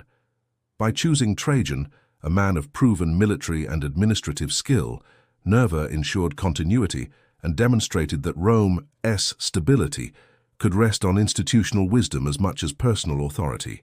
His reforms, focusing on land distribution, support for the poor, and strengthening the Senate's role, provided a foundation for the prosperity to follow. Trajan, who ruled from 98 to 117 CE, embodied the expansionist energy of Rome at its height. Under his command, the empire reached its greatest territorial extent, stretching from the Atlantic provinces of Hispania to the rich and contested lands of Mesopotamia. His conquest of Dacia brought immense wealth in the form of gold and silver, funding public works and ensuring Rome's financial stability. Roads, aqueducts, forums, and monuments proliferated across the empire, linking distant provinces to the heart of imperial power. The military remained disciplined and loyal, yet Trajan balanced expansion with careful administration, consolidating Rome's reach without overextending its resources. Hadrian, Trajan's adopted successor, shifted the focus from conquest to consolidation. Rather than pushing further into Mesopotamia or Germania, Hadrian fortified borders, constructing walls and fortresses to secure the empire against external threats. His most famous project, Hadrian's Wall in Britain, symbolized this approach, providing a controlled boundary while allowing trade and communication. Hadrian traveled extensively throughout the provinces, demonstrating imperial presence, inspecting fortifications, and engaging with local elites. His reign emphasized governance, integration, and cultural cohesion, ensuring that Rome's vast territories functioned as a unified system. Antoninus Pius, succeeding Hadrian in 138 CE, presided over a period of remarkable internal stability. Few military campaigns were necessary, and the empire enjoyed relative peace. Antoninus focused on legal reform, infrastructure, and administration, standardizing laws and improving governance in both senatorial and imperial provinces. During his reign, cities flourished, trade expanded, and cultural life thrived. Roman citizenship, law, and public institutions became deeply embedded, creating a sense of shared identity across Europe, the Near East, and North Africa. The empire now functioned as a cohesive organism, resilient to both internal unrest and external pressure. Marcus Aurelius, the final of the five good emperors, combined philosophical insight with military acumen. His reign was defined by persistent conflict along the Danube and northern frontiers, as Germanic tribes pressed against Roman borders. Marcus Aurelius personally led campaigns, balancing military necessity with the administrative demands of governing an immense empire. His writings, later compiled as the Meditations, reveal a ruler deeply aware of the moral and practical responsibilities of authority. He understood that the endurance of Rome depended not on conquest alone, but on justice, discipline, and wise governance. The era of the five good emperors exemplified the Pax Romana, the Roman peace, a period of unparalleled stability lasting roughly 2 centuries. Within this framework, trade flourished across the Mediterranean and beyond, linking Egypt, the Levant, Asia Minor, Gaul, and Hispania in a network of economic interdependence. Roads, bridges, and ports enabled the movement of goods, soldiers, and ideas, while cities became centers of culture, law, and administration. Roman law was codified, provincial elites were integrated into governance, and the imperial cult and public ceremonies reinforced loyalty to Rome across diverse populations. Cultural and intellectual life thrived. Greek and Roman traditions merged, producing literature, philosophy, architecture, and art that would endure for millennia. Monuments and public buildings, from the Pantheon in Rome to the theaters of Asia Minor, reflected both imperial power and civic pride. Latin and Greek served as unifying languages, while education, rhetoric, and law created a shared framework for elites throughout the empire. Roman citizenship, extended to many provincial inhabitants, created a sense of inclusion, binding conquered peoples to the state and reinforcing loyalty. Despite this prosperity, Rome's frontiers remained vigilant. The Rhine, Danube, and eastern borders required permanent legions, fortifications, and client kingdoms to deter incursions. Military logistics, engineering, and administration allowed Rome to respond rapidly to threats, maintaining a balance between security and the economic costs of empire. Diplomacy, alliances, and selective campaigns ensured that Rome's authority extended even beyond its formal borders, projecting power without constant warfare. By the end of Marcus Aurelius's reign in 180 CE, the empire had achieved an unprecedented equilibrium. Vast territories under centralized administration, integrated economies, secure frontiers, and a shared cultural and legal framework. The Roman state had demonstrated that governance, when combined with disciplined military power, infrastructure, and civic integration, could sustain an empire across continents and cultures. Yet even at its height, subtle tensions remained.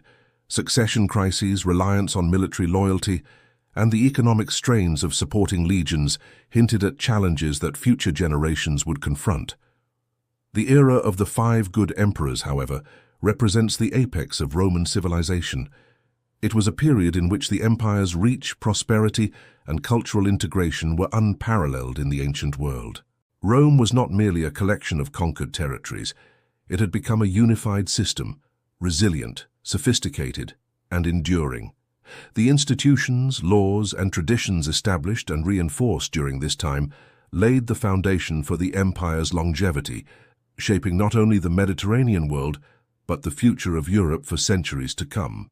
The Pax Romana, though remarkable in its stability and prosperity, could not last indefinitely.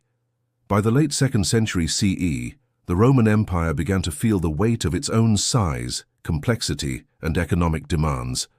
The death of Marcus Aurelius in 180 CE marked the beginning of a turbulent period in which competent succession gave way to contested rule, and the pressures of defending vast frontiers strained the empire's resources. Commodus, his son and successor, proved incapable of the responsibilities his father had borne with wisdom and restraint, indulging in extravagance and undermining the authority of the Principate.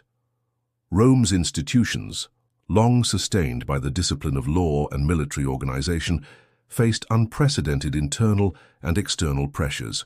Economic challenges emerged from multiple directions. Maintaining a vast military stationed along the Rhine, Danube, and eastern borders required immense resources. The provinces provided wealth, but repeated campaigns, plagues, and corruption strained the treasury. Inflation became a recurring problem, exacerbated by devaluation of coinage, and trade networks, though extensive, could be disrupted by piracy, rebellion, or warfare. Cities faced economic stress as taxes increased, and local production struggled to keep pace with the demands of the state. Inequalities between urban elites and rural populations widened, recalling the social tensions that had plagued the late Republic. At the same time, Rome's borders came under increasing pressure. Germanic tribes along the Rhine and Danube launched more frequent raids, seeking territory, plunder, and opportunity. In the east, Parthian and later Sasanian forces challenged Roman control over Mesopotamia and Armenia. The empire's sheer size made rapid response difficult, requiring not only disciplined legions, but also complex logistics, fortified borders, and alliances with client states. Repeated incursions and the need for defensive campaigns highlighted the vulnerability inherent in ruling a territory spanning continents and diverse cultures. The 3rd century CE would bring these challenges to a head in what historians call the crisis of the 3rd century, a period marked by near-constant military conflict, political instability, and economic disruption. Between 235 and 284 CE, Rome saw over 20 emperors ascend to power, often for only a few months at a time, many through force or assassination. Legions in distant provinces became kingmakers, elevating generals who promised immediate rewards or loyalty to the troops rather than the state. Civil war erupted repeatedly, weakening the empire internally even as external threats intensified. Amid this chaos, foreign invasions were relentless. Germanic tribes crossed the Rhine and Danube with increasing frequency, sacking towns, plundering cities, and threatening Rome itself. In the east, the Sassanid Persians challenged Roman authority, reclaiming territories once held by the Parthians and exerting pressure on Armenia and Mesopotamia. In Africa, local unrest and rebellion disrupted grain supplies vital to feeding the city of Rome. The empire faced a near-constant state of emergency, testing the resilience of administration, the loyalty of legions, and the cohesion of provinces. Economic strain compounded the crisis. Repeated wars disrupted trade, mines and agricultural production faltered, and inflation spiraled as emperors and local authorities debased coinage to pay soldiers and bureaucrats. Cities suffered shortages, rural populations were often conscripted or displaced, and taxation became increasingly burdensome. The social fabric frayed, as elites could no longer secure stability through wealth alone, and local populations struggled to navigate the demands of imperial authority, while defending themselves from both internal disorder and external raids. Amid this turbulence, the empire saw the emergence of regional powers and breakaway states. For a time, the Gallic Empire in the west and the Palmyrene Empire in the east operated independently of Rome, demonstrating how quickly central authority could collapse under pressure.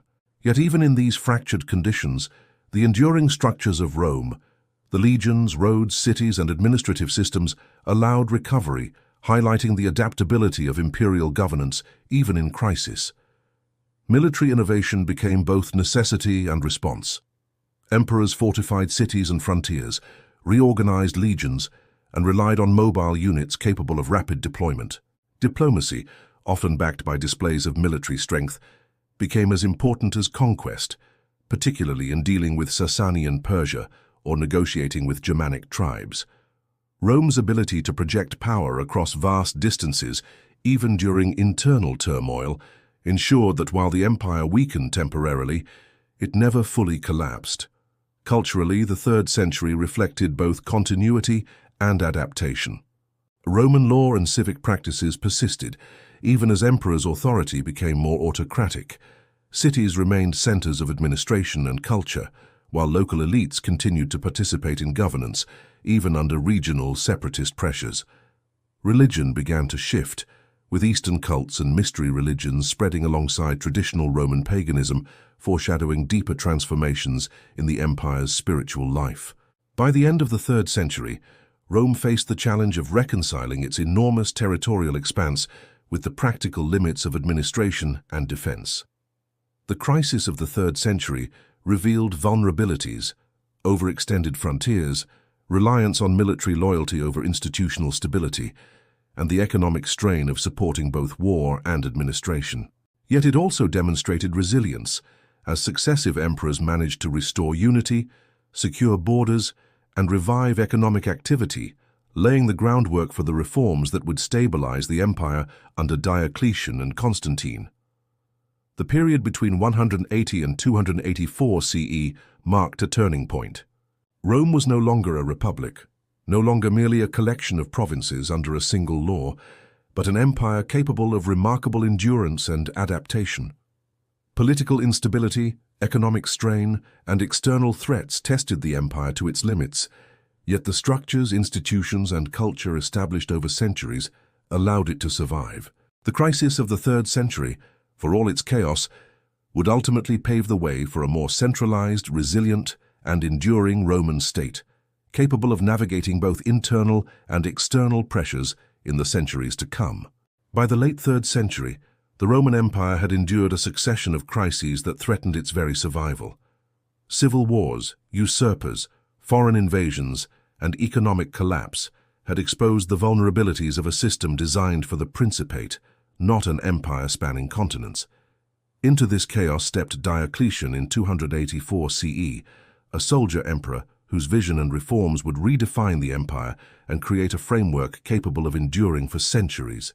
He recognized that the empire's vastness, the dependence on military loyalty, and the inefficiencies of administration demanded bold and comprehensive solutions.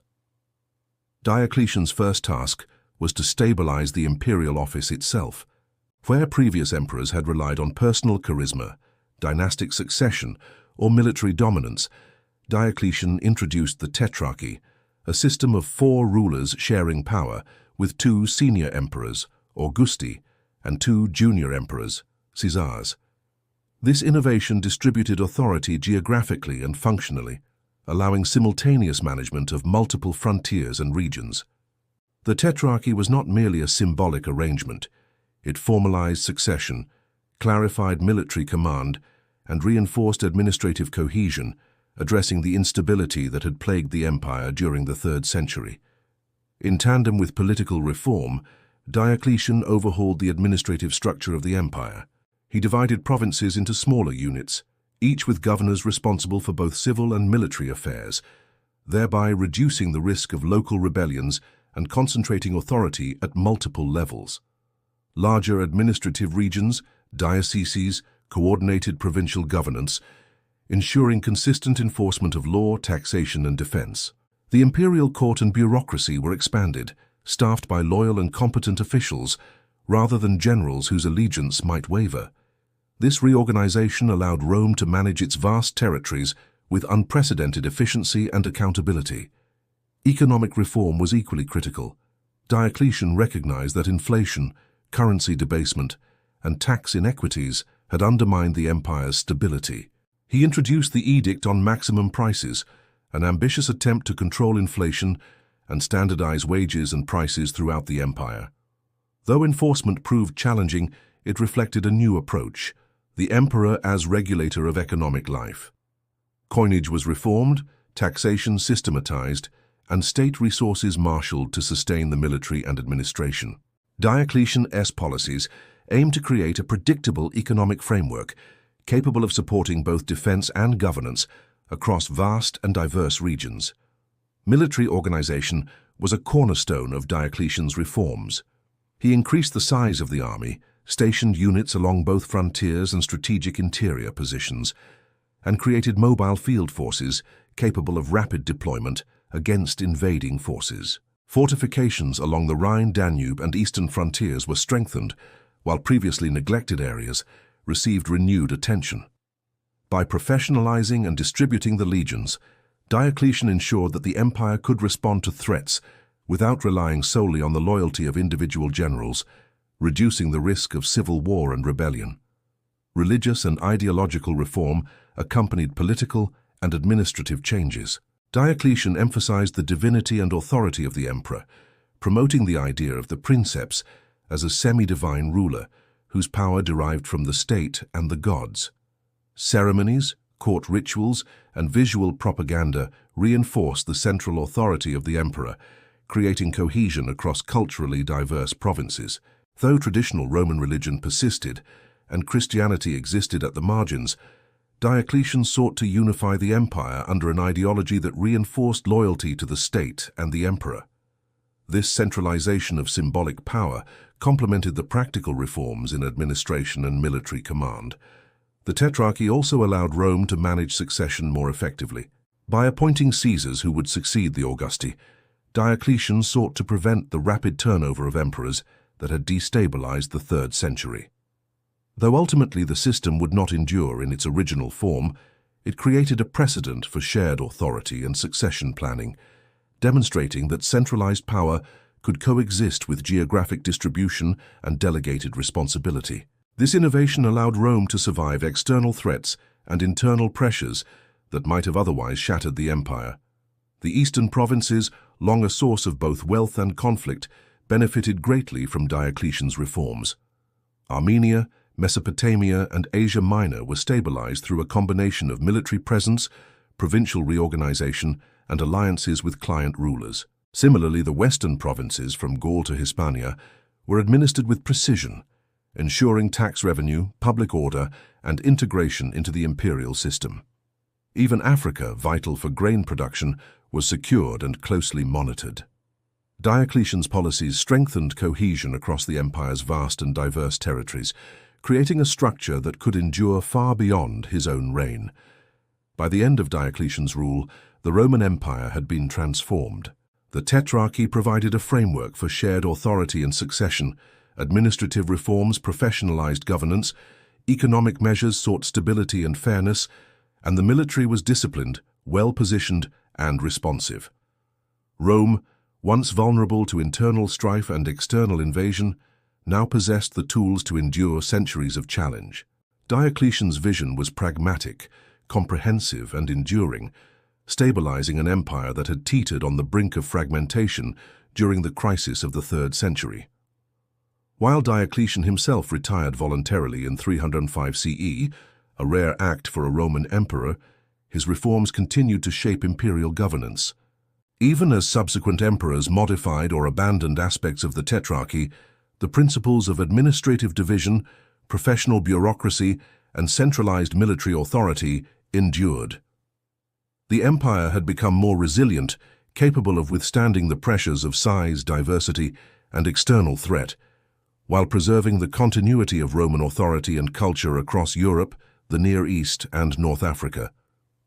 The late empire, as envisioned and structured by Diocletian, exemplified the adaptability of Rome. Centuries of conquest, integration, civil war, and reform had forged a system capable of governing an immense territory with efficiency, cohesion, and resilience. The empire had transformed from a city-state republic into a bureaucratic, militarized, and culturally integrated superpower. Diocletian's reforms ensured that Rome could endure even in the face of unprecedented challenges, securing its legacy and laying the foundation for the final phase of imperial history. The Christianization of the empire, the division between East and West, and the emergence of the Byzantine world. The reforms of Diocletian and the stabilization of the empire through the Tetrarchy created a foundation upon which one of Rome's most transformative figures would rise, Constantine the Great. In the early 4th century CE, the empire still faced internal divisions, contested succession, and persistent threats along its borders. Constantine emerged from this turbulent environment not merely as a military commander, but as a visionary leader whose reign would reshape the empire politically, culturally, and spiritually.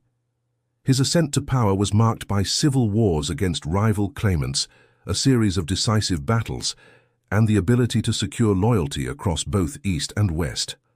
One of the defining moments of Constantine's rise was the Battle of the Milvian Bridge in 312 CE, where, according to later accounts, he experienced a vision that led him to adopt the Christian symbol of the Chi Rho. This event signaled a profound shift in Rome's relationship with religion. Whereas previous emperors had relied on traditional pagan cults and the imperial cult to unify the empire, Constantine embraced Christianity as a central element of state ideology. The Edict of Milan in 313 CE formally granted religious tolerance to Christians, ending centuries of intermittent persecution and establishing the groundwork for the faith to flourish across the empire. Constantine's embrace of Christianity had profound political and cultural implications. By aligning imperial authority with a universal religion, he created a new unifying ideology that transcended regional, linguistic, and ethnic divisions. Christian bishops became influential intermediaries, cities gained prominence through ecclesiastical institutions, and sacred symbolism was integrated into public life and imperial propaganda. Constantine's conversion and his active support for the Church not only strengthened the empire internally, but also reshaped the moral and cultural framework through which Romans understood authority, law, and community. Administratively, Constantine continued and expanded the reforms of Diocletian. He reorganized the empire into smaller administrative units, increasing the efficiency of governance and oversight. Prefects and governors reported directly to the emperor, ensuring that both civil administration and military command were closely integrated. Provinces were grouped into dioceses, themselves overseen by vicars, which allowed a centralized authority to maintain control over vast territories. This system strengthened imperial cohesion, while providing the flexibility to respond to local disturbances and border threats. Constantine also recognized the strategic importance of geography. He established a new capital at Byzantium, later renamed Constantinople, on the eastern frontier. This city, commanding trade routes and military positions, became the administrative and symbolic heart of the Eastern Empire. Its fortifications, urban planning, and monumental architecture signaled both power and permanence. By positioning the capital in the east, Constantine ensured that Rome itself, while still prestigious, was no longer the sole center of imperial authority. This decision laid the groundwork for the eventual division of the empire into east and west, allowing more effective governance over diverse and distant provinces. Military reforms under Constantine ensured that Rome could continue to defend its borders against persistent threats. The army was reorganized into mobile field units capable of rapid deployment to contested regions, while frontier fortifications were strengthened along the Rhine, Danube, and eastern frontiers. Legions were loyal to the emperor, whose authority was reinforced by both religious and legal legitimacy, reducing the frequency of internal coups. Constantine's campaigns secured the empire from Germanic incursions in the north and Sassanid pressures in the east, ensuring relative stability and allowing economic and cultural life to flourish. Economically, Constantine enacted reforms that stabilized coinage and taxation. He introduced the solidus, a new gold currency, which provided a stable medium for commerce and imperial revenues. Cities continued to prosper as centers of trade, manufacturing, and administration. The expansion of Christian institutions, monasteries, and bishoprics also contributed to the economic and social cohesion of the empire, integrating charitable, educational, and cultural functions into the broader Roman system. The empire's infrastructure, roads, bridges, aqueducts, and ports, remained vital to sustaining both military and commercial networks across vast distances. Constantine's reign also marked the first step toward the formal division of the Roman Empire. While he maintained overall authority, he recognized the practical necessity of administrative decentralization. The empire's eastern and western regions were governed more independently, with appointed co-emperors and administrative structures reflecting the geographic, cultural, and strategic diversity of the empire. This division was not initially permanent, but it established a precedent that would endure, eventually giving rise to two distinct polities: the Western Roman Empire, centered on Rome, and the Eastern Roman Empire, centered on Constantinople. Culturally, Constantine's reign facilitated the integration of Christian and classical traditions. Pagan institutions persisted, particularly in rural regions, but Christianity increasingly influenced law, education, and art. Church councils, beginning with Nicaea in 325 CE, standardized doctrine and reinforced the authority of the emperor in religious matters. Religious architecture, including basilicas and monumental churches, transformed urban landscapes, symbolizing the fusion of political and spiritual power. Christianity became not only a private faith, but a public institution intertwined with governance, law, and imperial identity. By the end of Constantine's reign in 337 CE, the Roman Empire had been transformed. Militarily secure, administratively efficient, economically stabilized, and spiritually unified under a common religion, it had adapted to the pressures that had nearly fractured it during the 3rd century. Constantine's establishment of Constantinople as a new Eastern capital, coupled with the promotion of Christianity, reshaped the empire's political, cultural, and religious landscape, creating structures that would endure for centuries. Rome itself remained symbolically powerful, but the center of authority had shifted, reflecting a more flexible and resilient imperial system. Constantine's legacy was monumental. He preserved the empire from the brink of internal collapse, integrated diverse territories under centralized authority, and provided the framework for the Byzantine Empire, which would survive long after the fall of the Western provinces. The Christianization of the empire redefined its cultural and spiritual identity, while administrative and military reforms ensured its continued stability. Rome had survived the crises of the 3rd century, adapted to new realities, and entered an era in which the fusion of imperial power, religion, and centralized governance would define the course of Mediterranean and European history for the next millennium. The triumphs of Constantine and his successors could not fully shield the Western Roman Empire from the mounting pressures that had been building for centuries. By the 4th and 5th centuries CE, the Western provinces faced a convergence of military, economic, and political crises that would ultimately culminate in the empire's collapse. The boundaries of Rome, long protected by disciplined legions and fortified frontiers, were increasingly challenged by waves of migration and invasion from Germanic tribes, Huns, and other peoples pressing into Europe from the north and east. These pressures tested the limits of imperial authority and the capacity of central administration to respond effectively. Economic strain further weakened the western provinces. Urban centers, once thriving hubs of commerce and administration, experienced depopulation, reduced trade, and declining tax revenues. Agricultural productivity suffered from overtaxation, neglect, and warfare, leading to food shortages and unrest in rural regions. Inflation and debasement of currency compounded the problem, undermining the ability of emperors to pay soldiers and bureaucrats. Rome's infrastructure, though still impressive, faced increasing difficulty in sustaining communication and supply across vast distances, leaving frontiers and cities vulnerable to both internal disorder and external attack. The military, long the backbone of imperial stability, was overstretched and increasingly reliant on mercenary and federated forces drawn from Germanic tribes. While these groups could bolster defense in the short term, their loyalty was often conditional, and their presence eroded the cohesion and discipline of traditional Roman legions. Generals and local commanders sometimes wielded authority independently, elevating themselves to imperial status, or negotiating with invading forces, further fragmenting central control. The delicate balance between Rome's professional army and the pressures of frontier defense was unraveling. In this context, Germanic invasions intensified.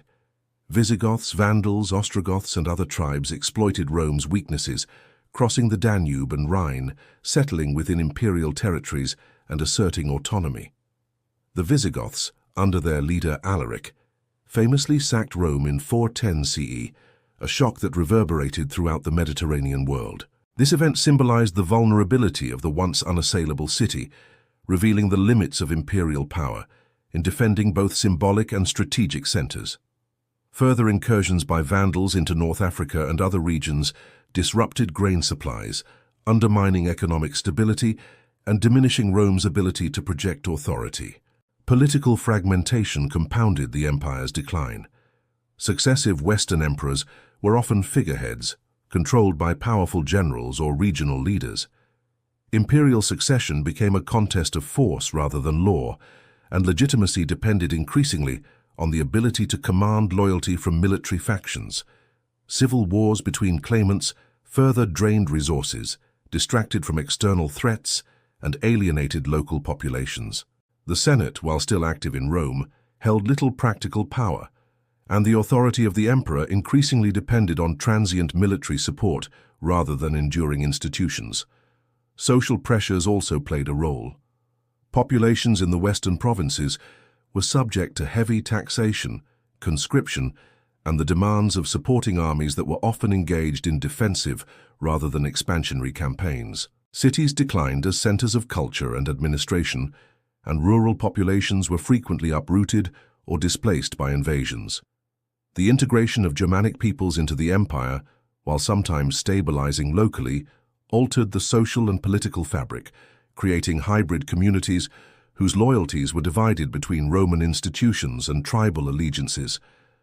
The Eastern Empire, centered on Constantinople, remained comparatively stable and prosperous, benefiting from stronger economic foundations, defensible borders, and centralized administration. The West, however, could not replicate these advantages. While emperors attempted reforms, fortifications, and military campaigns, the underlying pressures, demographic, economic, and military, were too great. The cohesion that had once bound the western provinces to Rome weakened steadily, leaving the region vulnerable to external conquest and internal fragmentation. By the mid-5th century, the Western Roman Empire had become a shadow of its former self. Emperors were nominal rulers, often installed or deposed by powerful generals or barbarian leaders. Provinces in Gaul, Spain, North Africa, and Italy were increasingly autonomous, governed by local leaders or invading tribes. The sack of Rome in 455 CE by the Vandals further demonstrated the inability of the empire to defend its heartland. Symbolically, the Eternal City, once the epicenter of Mediterranean power, had become a prize for foreign invaders rather than a commanding capital. The final blow came in 476 CE. Romulus Augustulus, the last Western emperor, was deposed by Odoacer, a Germanic chieftain who declared himself ruler of Italy. This event, while relatively bloodless, marked the formal end of the Western Roman Empire. Authority in the West shifted from emperors to barbarian kings who maintained elements of Roman administration and culture, but operated independently. Rome itself retained symbolic prestige, but its political and military dominance in the West had ended. The empire's eastern half, the Byzantine Empire, would endure for nearly 1,000 years, preserving Roman law, culture, and governance in a transformed context. The fall of the Western Roman Empire was not sudden, but the culmination of centuries of structural pressures. Military overextension, economic strain, political fragmentation, social upheaval, and persistent external threats combined to erode the foundations laid by Augustus, Diocletian, and Constantine.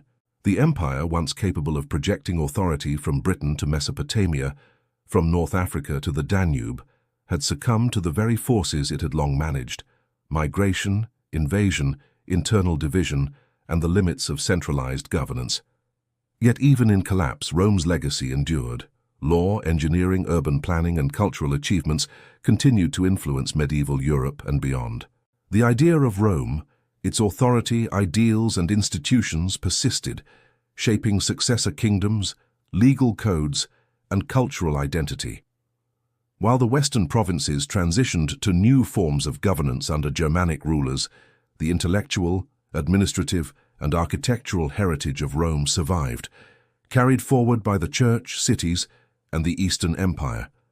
The fall of the Western Roman Empire in 476 CE marked the end of an era, but also the beginning of transformation. It signaled the shift from a centralized imperial system to a landscape of successor states, while preserving the memory and influence of Rome across centuries. The empire had endured over a millennium, surviving internal turmoil, external invasion, and political evolution. Its collapse in the West was not the end of Roman civilization, but a transition to a new phase in which Rome's cultural, legal, and institutional legacy would continue to shape the medieval and modern world. While the Western Roman Empire fell in 476 CE, the eastern provinces continued to thrive, forming what historians now call the Byzantine Empire. Centered on Constantinople, the empire preserved Roman law, administration, and culture while adapting to new political, religious, and military realities. The survival of the Eastern Empire demonstrated that Rome was not confined to a single geography, but existed as a system of governance, infrastructure, and identity capable of enduring in new forms. Byzantium became both the political and symbolic continuation of Rome, a city fortified and magnificent, strategically located on the Bosporus, bridging Europe and Asia, and commanding the trade routes of the Mediterranean, Black Sea, and Near East. The Byzantine Empire inherited the administrative and military reforms of Diocletian and Constantine. Provinces and dioceses remained the backbone of governance, and centralized bureaucracy ensured continuity in law, taxation, and defense. Emperors ruled as absolute authorities, combining military command, religious leadership, and civil administration, reflecting the principles of the Tetrarchy and the Principate while adapting to changing circumstances. Constantinople, a heavily fortified and cosmopolitan capital, became the symbol of continuity and strength, housing palaces, churches, and administrative centers that reflected both Roman grandeur and Eastern influences. Military strategy evolved to meet the empire's challenges. The Byzantine army integrated traditional Roman legions with new formations, including cavalry units capable of rapid response to incursions from Goths, Huns, Slavs, and later Arabs and Turks. Fortified cities and frontier defenses, such as the limes along the Danube and eastern fortresses near the Euphrates, were essential to maintaining territorial integrity. Unlike the West, which had succumbed to repeated invasions, the East leveraged geography, diplomacy, and military innovation to preserve stability. The Byzantine navy became particularly vital, controlling sea lanes, protecting trade, and projecting power across the Mediterranean. Under Emperor Justinian the Fard in the 6th century, the Byzantine Empire sought to restore Roman glory. Justinian launched ambitious military campaigns to reconquer lost Western territories, including parts of Italy, North Africa, and southern Spain. Though these campaigns were costly and only temporarily successful, they symbolized the enduring claim of Rome over the Mediterranean world. More enduring was Justinian's codification of Roman law, the Corpus Juris Civilis, which preserved centuries of legal thought, statutes, and jurisprudence. This monumental work would influence legal systems in Europe for centuries, ensuring that Roman law remained a living tradition long after political authority in the West had vanished. Culturally, the Byzantine Empire blended Roman, Greek, and Christian traditions into a unique synthesis. Orthodox Christianity became the central religious and cultural institution, shaping education, art, literature, and governance. Iconography, mosaics, churches, and liturgy reflected a continuity of Roman artistic and civic values while expressing a distinct Byzantine identity. Latin remained a language of administration initially, but Greek increasingly dominated, reflecting the empire's Eastern character and intellectual milieu. Education, philosophical inquiry, and the preservation of classical texts ensured that the legacy of ancient Rome continued to inform culture, law, and scholarship. Economically, the Byzantine Empire maintained a robust and diversified system. Constantinople's location allowed it to control trade between Europe and Asia, collecting revenues from merchants, tariffs, and ports. Agriculture, especially in Egypt and Anatolia, provided the grain essential for urban populations. Coinage, including the gold solidus introduced under Constantine, stabilized the economy and facilitated commerce. Urban centers remained vibrant, with markets, workshops, and public amenities echoing the infrastructure of imperial Rome. This economic vitality allowed the Byzantine state to support its military, administration, and monumental construction projects. The Byzantine Empire faced continuous external pressures from Persian, Arab, and later Slavic and Turkic invasions, yet it adapted and endured.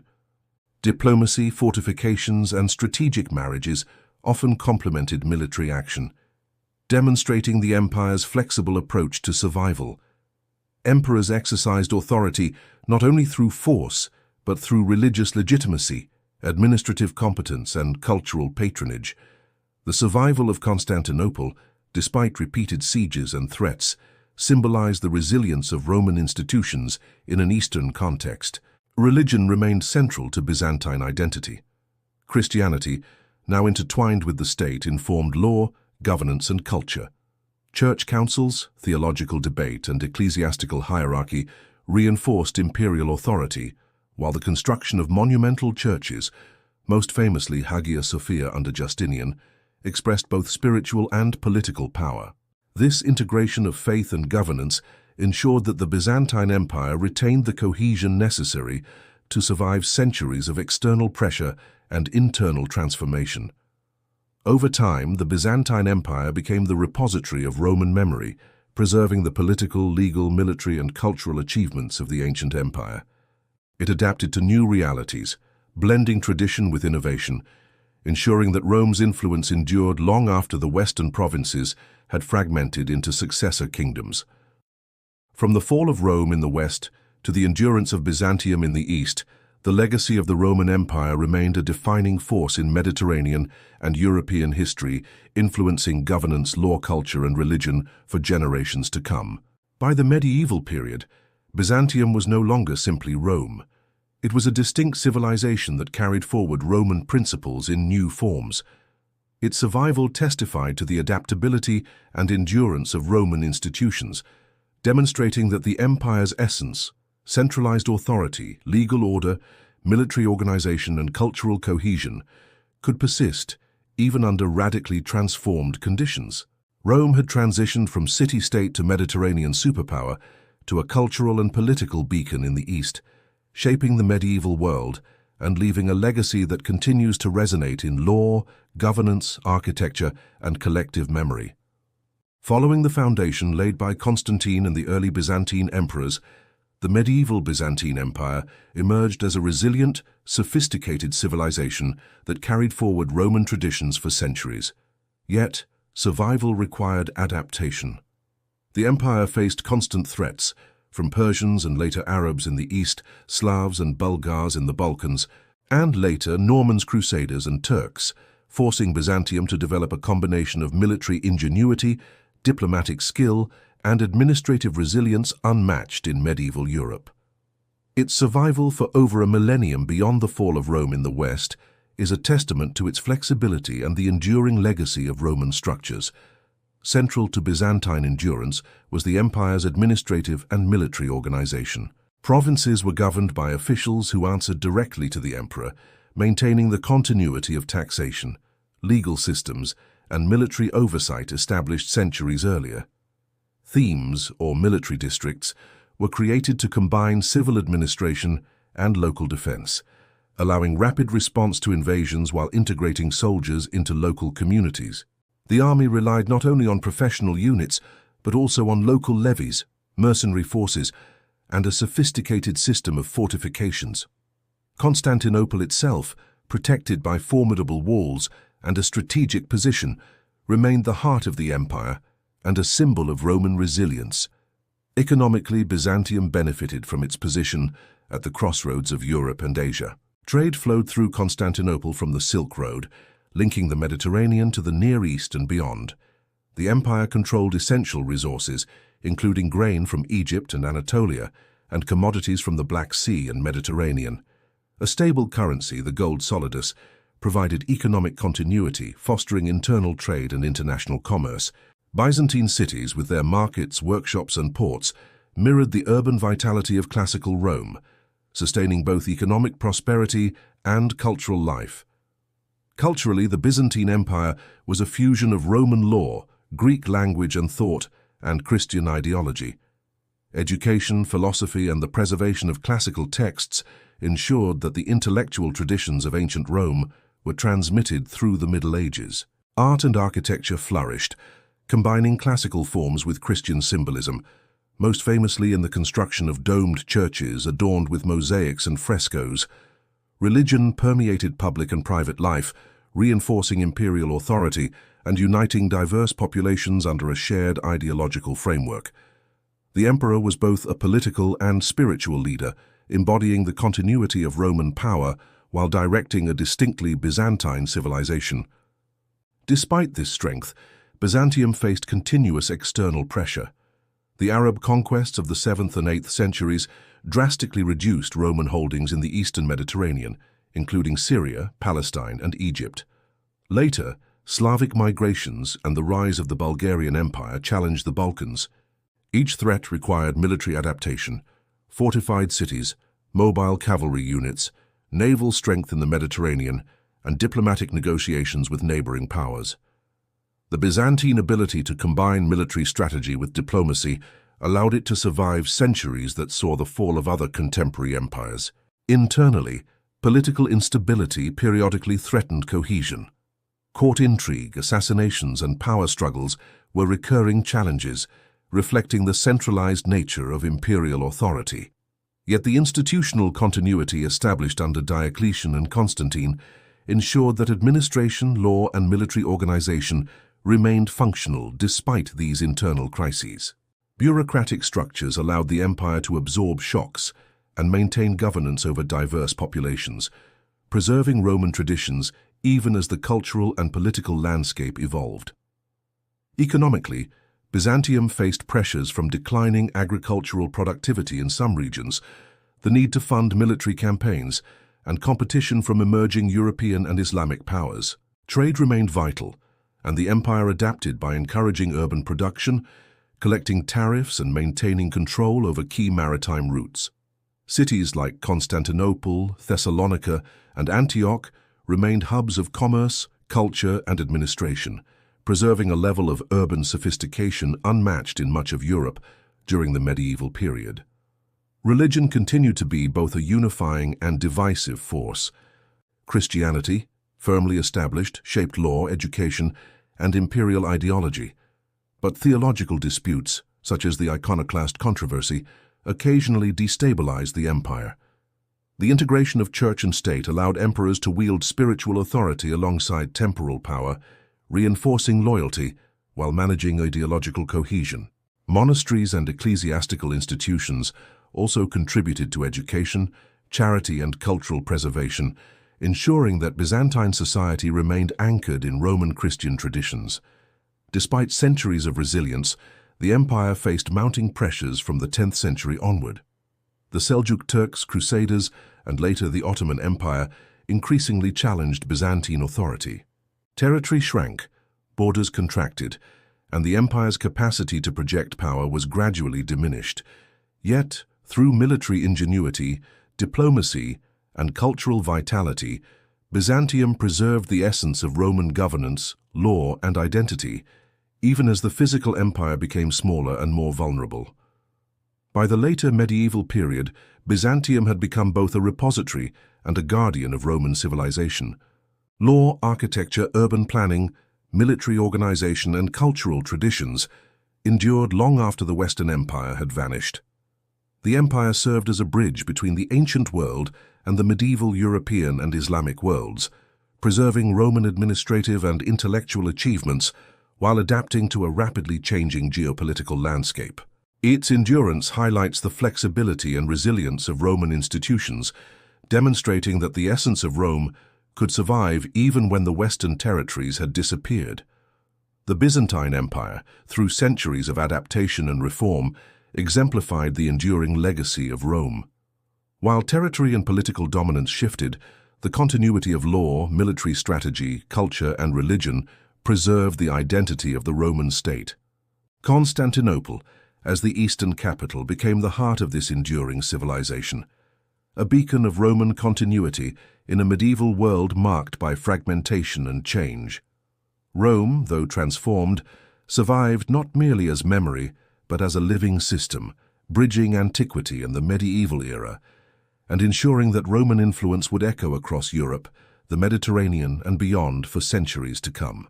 By the late medieval period, the Byzantine Empire faced the cumulative weight of centuries of external pressure and internal strain.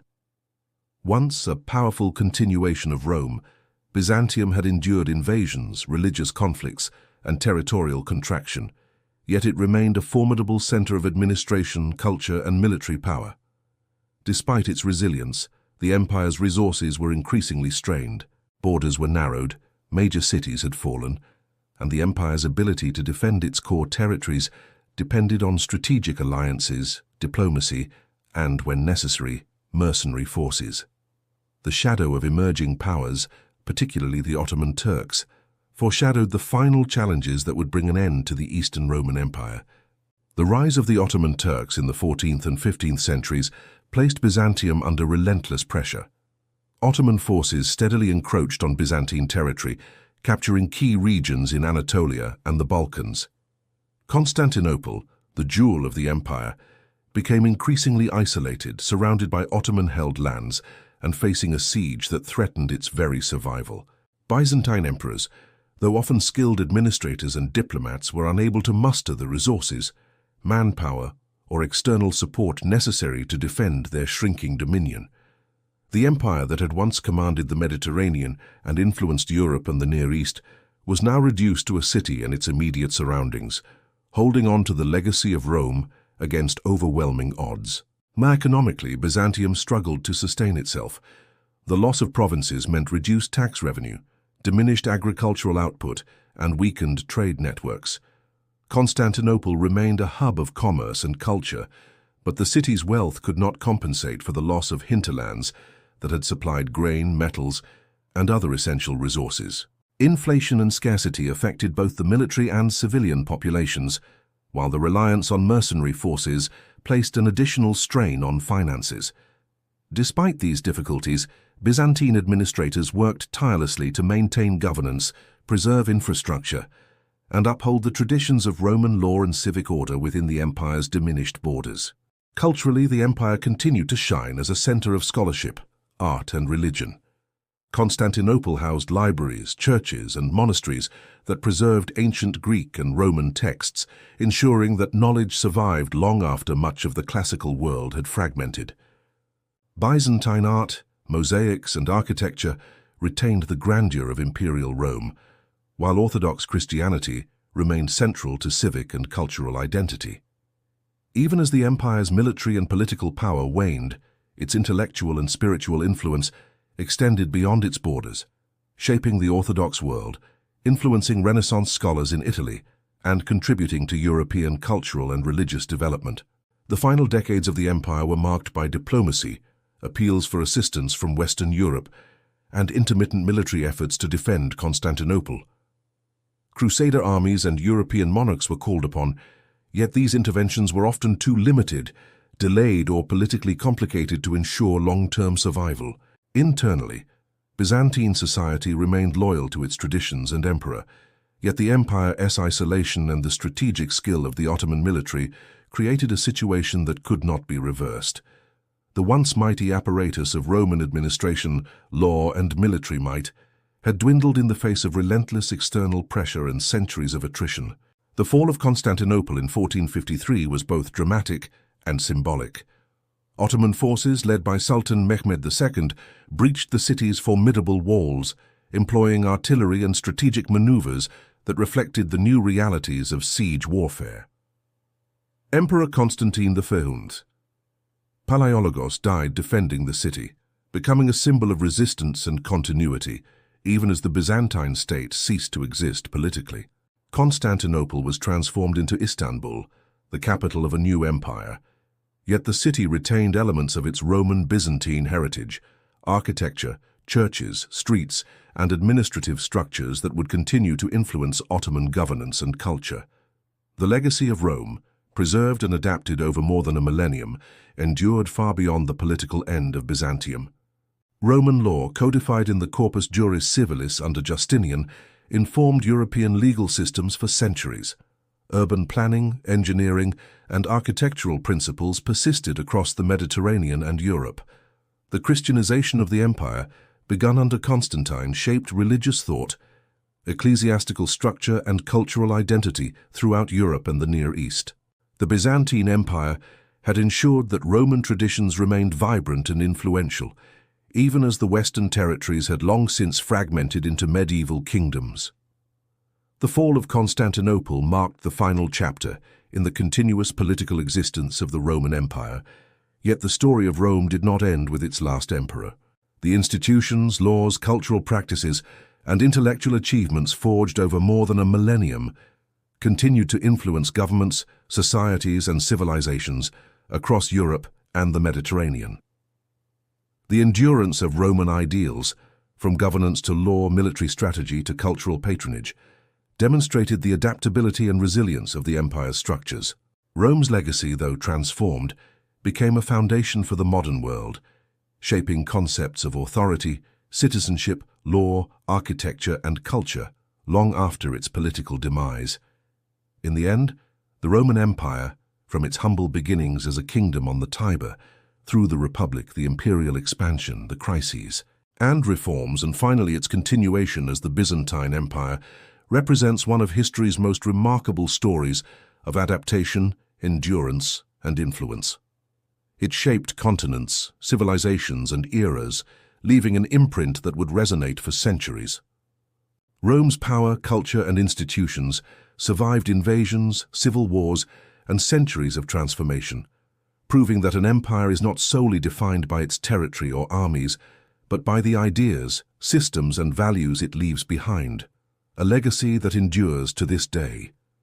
From the earliest days of the Roman kingdom, the military was the backbone of the state, a force that enabled Rome to expand, defend, and ultimately dominate the Mediterranean world. Over centuries, the Roman army evolved from a citizen militia into a professional, highly disciplined, and strategically sophisticated institution. The legions, composed of Roman citizens and later supplemented by auxiliaries from allied provinces, were organized with precision, trained rigorously, and equipped with advanced weapons and armor for their time. Each legion, consisting of thousands of soldiers, operated with a combination of cohesion, flexibility, and discipline that allowed Rome to face opponents from disparate cultures and military traditions across Europe, Africa, and the Near East. Tactics were central to Roman military success. Soldiers fought in tightly packed formations such as the testudo or tortoise formation, allowing protection against projectiles and enabling organized advancement on fortified positions. Discipline ensured that units could execute complex maneuvers under fire, maintain morale, and respond quickly to changing battlefield conditions. Commanders relied on a hierarchy of officers, from centurions to legates, to transmit orders and enforce cohesion, ensuring that the army functioned as a single coordinated entity even in the chaos of battle. This structure allowed Rome to win engagements against numerically superior foes, demonstrating the effectiveness of training, organization, and tactical innovation. Beyond tactics, the Roman army was deeply intertwined with logistics and engineering. Soldiers were not merely fighters, they were also builders, constructing roads, bridges, forts, and siege works that allowed the movement of troops and the projection of power across vast distances. Military camps were planned with remarkable precision, serving both as defensive positions and as administrative centers. The ability to sustain campaigns through secure supply lines and fortified positions was a hallmark of Roman military strategy, enabling long-term operations far from the city of Rome itself. This integration of combat engineering and infrastructure reflects the empire's broader approach, combining practical skill, organization, and innovation to maintain dominance. Equipment and technology further enhanced Roman military effectiveness. Soldiers carried standardized weapons, gladi, pilums, and scuta, that balanced offensive capability with defensive protection. Helmets, chainmail, and later segmental armor provided both mobility and durability in combat. The Romans also employed siege engines, catapults, and artillery to assault fortifications, demonstrating engineering skill alongside battlefield prowess. Cavalry, though initially less central than infantry, became increasingly important, particularly in the later empire, providing mobility, reconnaissance, and the ability to counter swift enemies on open terrain. This combination of disciplined infantry, adaptable cavalry, and engineering expertise gave Rome a military edge unmatched by most contemporaries. The army's role extended beyond warfare. Roman soldiers were agents of governance, construction, and cultural integration. They maintained order in newly conquered territories, participated in building roads, bridges, and fortifications, and sometimes settled in colonies, spreading Roman culture, language, and law. Military service offered social mobility and citizenship rights, particularly for auxiliaries, creating loyalty to the empire and integrating diverse populations. The army thus became not only a tool of conquest, but also a mechanism of state-building, linking military might to political authority and social cohesion. Over time, military strategy adapted to the challenges of defending an increasingly vast empire. Fortified frontiers, such as Hadrian's Wall in Britain or the Danube Limes, served as both defense and deterrence, channeling invasions and signaling Roman authority. Mobile field units complemented static garrisons, allowing rapid response to threats from Germanic tribes, Parthians, and later Sassanids. The integration of diplomacy, intelligence, and flexible deployments reflected an understanding that military power alone was insufficient. Strategic foresight and adaptability were essential for maintaining the empire's borders and stability. The army also played a crucial role in political life. Generals often influenced succession, elevated or deposed emperors, and participated in the internal dynamics of power. While this sometimes led to instability, particularly during the crisis of the 3rd century, it also underscored the centrality of the military to the survival and functioning of the empire. Emperors who commanded loyalty and respect from their legions could project authority effectively across the provinces, demonstrating the intertwined nature of military and political power in Rome. Religious and cultural integration also accompanied military service. Soldiers often adopted local customs, gods, and practices in the provinces where they served, contributing to the Romanization of diverse regions. Veteran colonies, established across Italy, Gaul, Spain, and the Near East, became centers of Roman culture, law, and language, ensuring that military presence also facilitated cultural cohesion. This dual role of the army, as conqueror and cultural integrator, was central to Rome's ability to maintain control over vast and diverse populations. Even during the later empire, when pressures from invasions, economic strain, and political instability mounted, Roman military principles endured. Reforms under Diocletian, Constantine, and later Byzantine emperors emphasized professionalization, frontier defense, and mobile units, reflecting lessons learned over centuries. The adaptability of Roman military organization allowed the empire, particularly in the East, to survive threats that might have destroyed a less disciplined or less strategically minded state. The army, in essence, was both the instrument of Rome's power and a guarantor of its cultural and institutional survival. Through its evolution, the Roman military exemplified the empire's broader philosophy, the integration of discipline, innovation, and organization to achieve stability and success. From citizen militias to professional legions and later Byzantine forces, Rome's armies not only conquered and defended, but also sustained the empire, spread its culture, and maintained cohesion across vast territories. The military was the engine that allowed Rome to endure for over a millennium, embodying the practical ingenuity, strategic foresight, and adaptability that defined Roman civilization itself. Beyond the walls of Rome itself, the empire was a mosaic of provinces, cities, towns, and rural communities, each reflecting the diversity and complexity of Roman governance. From Britain in the north to Egypt in the south, from Hispania in the west to Syria in the east, Roman rule created a vast network of interconnected regions, each contributing to the empire's strength while adapting to local circumstances. Life in these provinces was shaped by Roman law, infrastructure, commerce, and culture, but also by long-standing local traditions, languages, and social structures, creating a dynamic interplay between imperial authority and regional identity. Urban centers were the beating hearts of provincial life, Cities such as Alexandria, Antioch, Carthage, and Ephesus were hubs of administration, trade, and culture. They featured forums, amphitheaters, baths, and temples that reflected Roman architectural and civic ideals, providing spaces for commerce, entertainment, and public life. Urban populations were diverse, including Roman citizens, local elites, merchants, artisans, and slaves, all contributing to the economic and social vitality of the city. Roman law governed property, contracts, and civic duties, ensuring a degree of uniformity across the empire, while accommodating local customs and languages. Rural life, by contrast, was centered on agriculture and local production. Villages and estates provided the grain, wine, olive oil, and other essential goods that sustained urban centers and armies. Landowners, often integrated into the local elite or Roman administrative class, oversaw production, while tenants, laborers, and slaves carried out the work. Roman infrastructure, including roads, aqueducts, and irrigation systems, extended into the countryside, facilitating trade and communication. Rural communities, while more isolated than cities, were linked to the broader imperial system, contributing to taxation, conscription, and cultural integration. Provincial integration relied heavily on roads and infrastructure. The famed Roman roads, stretching tens of thousands of miles across Europe, North Africa, and the Near East, enabled the movement of armies, officials, merchants, and information. Aqueducts supplied cities with water, while bridges, harbors, and ports connected regions to trade networks and military logistics. These physical connections were more than practical tools.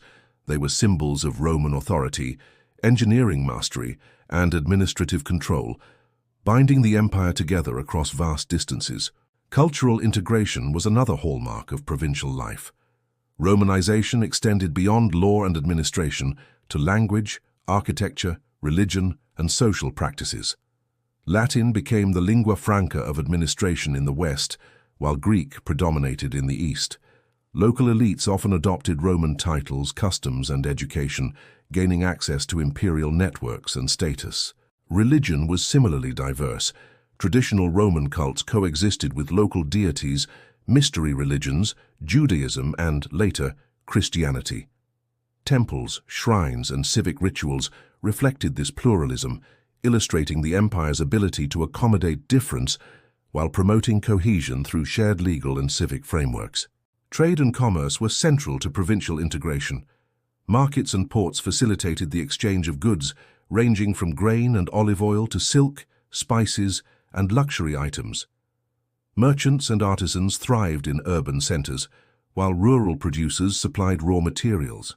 Monetary systems, including the gold aureus and silver denarius, standardized economic exchange, while roads and harbors ensured that goods could move efficiently. Trade not only sustained the economy, but also created cultural connections, spreading ideas, technology, and artistic styles across regions and linking provincial communities to the imperial center. Social stratification was a defining feature of provincial life. Local elites, often Romanized, held administrative and economic power, managing land, tax collection, and civic duties. Citizens enjoyed privileges in law and governance, while non-citizens could gain status through service or grants of citizenship. Slaves and laborers formed the backbone of production, particularly in agriculture, construction, and mining. Despite these hierarchies, social mobility was possible, particularly for those serving in the military or imperial bureaucracy, allowing integration and cohesion across classes and cultures. Religion served as both a unifying and adaptive force in the provinces. Local cults persisted alongside Roman practices, and eventually Christianity emerged as a dominant spiritual and cultural influence. Religious institutions, including churches, temples, and later monastic communities, provided education, charity, and civic organization. They facilitated cohesion across diverse populations, creating shared rituals, festivals, and moral frameworks that reinforced imperial authority while accommodating local identity. The daily life of provincial citizens reflected both continuity and change. Markets bustled with commerce, workshops produced goods for local and imperial consumption, and public spaces provided venues for social interaction and entertainment. Festivals, games, and religious ceremonies punctuated the calendar, creating rhythm and cohesion. In rural areas, agricultural cycles governed life, while village communities maintained local customs and social networks. Across the empire, these patterns were interconnected through law, trade, military service, and infrastructure, creating a complex yet resilient system of governance and culture. Roman provincial life exemplified the empire's capacity for integration. By balancing local traditions with imperial authority, law, infrastructure, and military presence, Rome created a network of regions that contributed to the empire's longevity.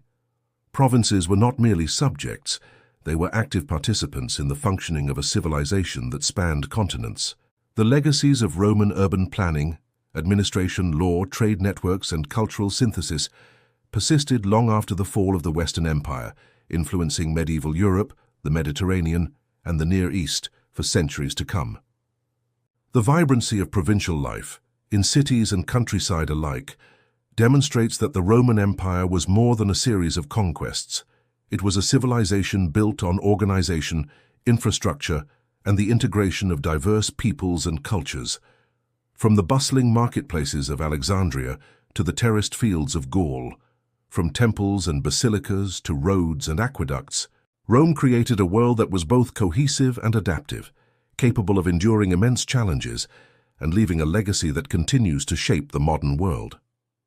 Religion was the heartbeat of Roman society, shaping civic life, personal identity, and imperial authority from the earliest days of the kingdom through the Byzantine era. Initially, Roman religion was a pantheon of gods and spirits, intertwined with family, community, and state rituals. Temples, altars, and sacred spaces were central to cities and towns, while festivals and sacrifices punctuated the calendar, reinforcing social cohesion and civic duty. Religious practice was not merely spiritual, it was political, serving as a mechanism through which authority was recognized, loyalty secured, and the bonds between citizens and the state reinforced. The Roman pantheon itself was expansive and adaptable. Deities such as Jupiter, Juno, Mars, Venus, and Minerva embodied aspects of nature, war, and human experience, while household spirits and local gods reflected regional and familial traditions. Rome was unique in its capacity to incorporate foreign gods and rituals, often absorbing the religious practices of conquered peoples.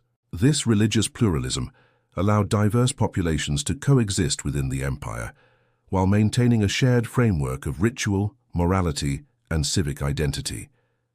The flexibility of Roman religion was one of the key factors in the empire's ability to integrate provinces across vast distances. Religious practice extended beyond the personal and local to the imperial level. The emperor himself became a focal point of devotion, particularly under the principle of the imperial cult. While emperors were not initially deified in life, rituals, sacrifices, and temples honored their authority as a representation of divine favor and order. This fusion of political and spiritual authority reinforced central governance, creating a tangible connection between religious observance and loyalty to the state. The Roman citizen, in participating in rituals, was participating in a system that legitimized and sustained imperial power. By the 1st century CE, however, a new religious movement began to emerge: Christianity. Initially small and persecuted, this faith offered a message of spiritual equality, moral guidance, and eternal salvation that resonated across social strata.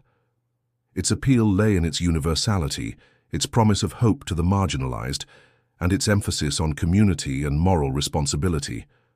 Christianity spread gradually through trade routes, urban centers, and rural networks, often among populations that were economically or socially vulnerable, and its growth challenged traditional pagan practices and hierarchies. Persecution of Christians, while intermittent, reflected the tension between traditional Roman authority and the new religion. Roman officials viewed refusal to participate in state-sanctioned religious rituals as a challenge to civic unity and imperial legitimacy. Martyrdom, however, strengthened Christian communities, creating networks of faith and devotion that spread rapidly across the empire. Over time, Christianity evolved into a structured hierarchical religion with bishops, councils, and canonical texts, preparing it for eventual recognition and adoption at the imperial level. The transformation of Rome's religious landscape reached its turning point under Constantine the Great. His conversion and the Edict of Milan in 313 CE granted Christians legal tolerance, ending decades of persecution and elevating Christianity within imperial society. Over the next century, emperors increasingly supported Christian institutions, integrating bishops into governance, funding church construction, and using religion as a unifying ideological force. Paganism gradually declined. As temples were repurposed or abandoned, rituals transformed, and the Christian moral and spiritual framework became central to law, education, and social life. Christianity's rise transformed more than ritual practice. It reshaped Roman culture, governance, and identity. Law was increasingly informed by Christian ethics, while education and literature reflected moral and theological concerns. Religious architecture, including basilicas, monasteries, and cathedrals, became central to urban landscapes, reflecting both spiritual devotion and civic pride. Festivals and holidays, from Easter to Christmas, were integrated into the societal calendar, providing rhythm, community, and cohesion. Religious leaders gained political influence, shaping policy and mediating disputes, intertwining faith and governance in ways that had profound implications for both the Eastern and Western empires. The spiritual transformation of Rome also had lasting social consequences. Christian communities provided charity, education, and medical care, integrating social welfare into religious practice. Monasticism emerged as a powerful force, preserving classical learning, maintaining economic productivity, and offering models of piety and discipline. The fusion of religion and state authority created a civilization in which spiritual legitimacy and political power were mutually reinforcing, ensuring cohesion across culturally and geographically diverse populations. In the Byzantine era, Christianity became inseparable from Roman identity. Orthodox theology, liturgy, and church institutions dominated public life, and the emperor's role as God's representative on earth reinforced central authority. Religious art, including icons, mosaics, and illuminated manuscripts, preserved both spiritual teachings and classical aesthetics, creating a visual language that communicated authority, devotion, and cultural continuity. The Christianization of the empire ensured that the spiritual and cultural legacy of Rome survived the fall of the Western provinces, transforming the identity of Roman civilization into a new, enduring form. Religion in Rome, from its early polytheism to the ascendancy of Christianity, illustrates the adaptability and resilience of the empire.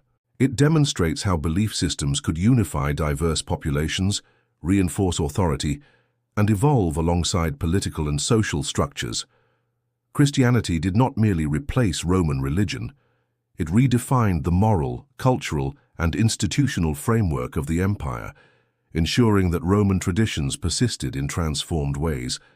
Through faith, Rome's cultural and spiritual influence extended far beyond its political lifespan, shaping Europe, the Mediterranean, and the Near East for centuries to come. The lifeblood of the Roman Empire was not only its armies or governance, but its economy, a vast network of trade, production, and exchange that connected diverse provinces into a single, integrated system. From the bustling ports of Ostia and Alexandria to the inland markets of Gaul and Anatolia, commerce and agriculture underpinned Rome's power, supporting armies, cities, and administrative structures.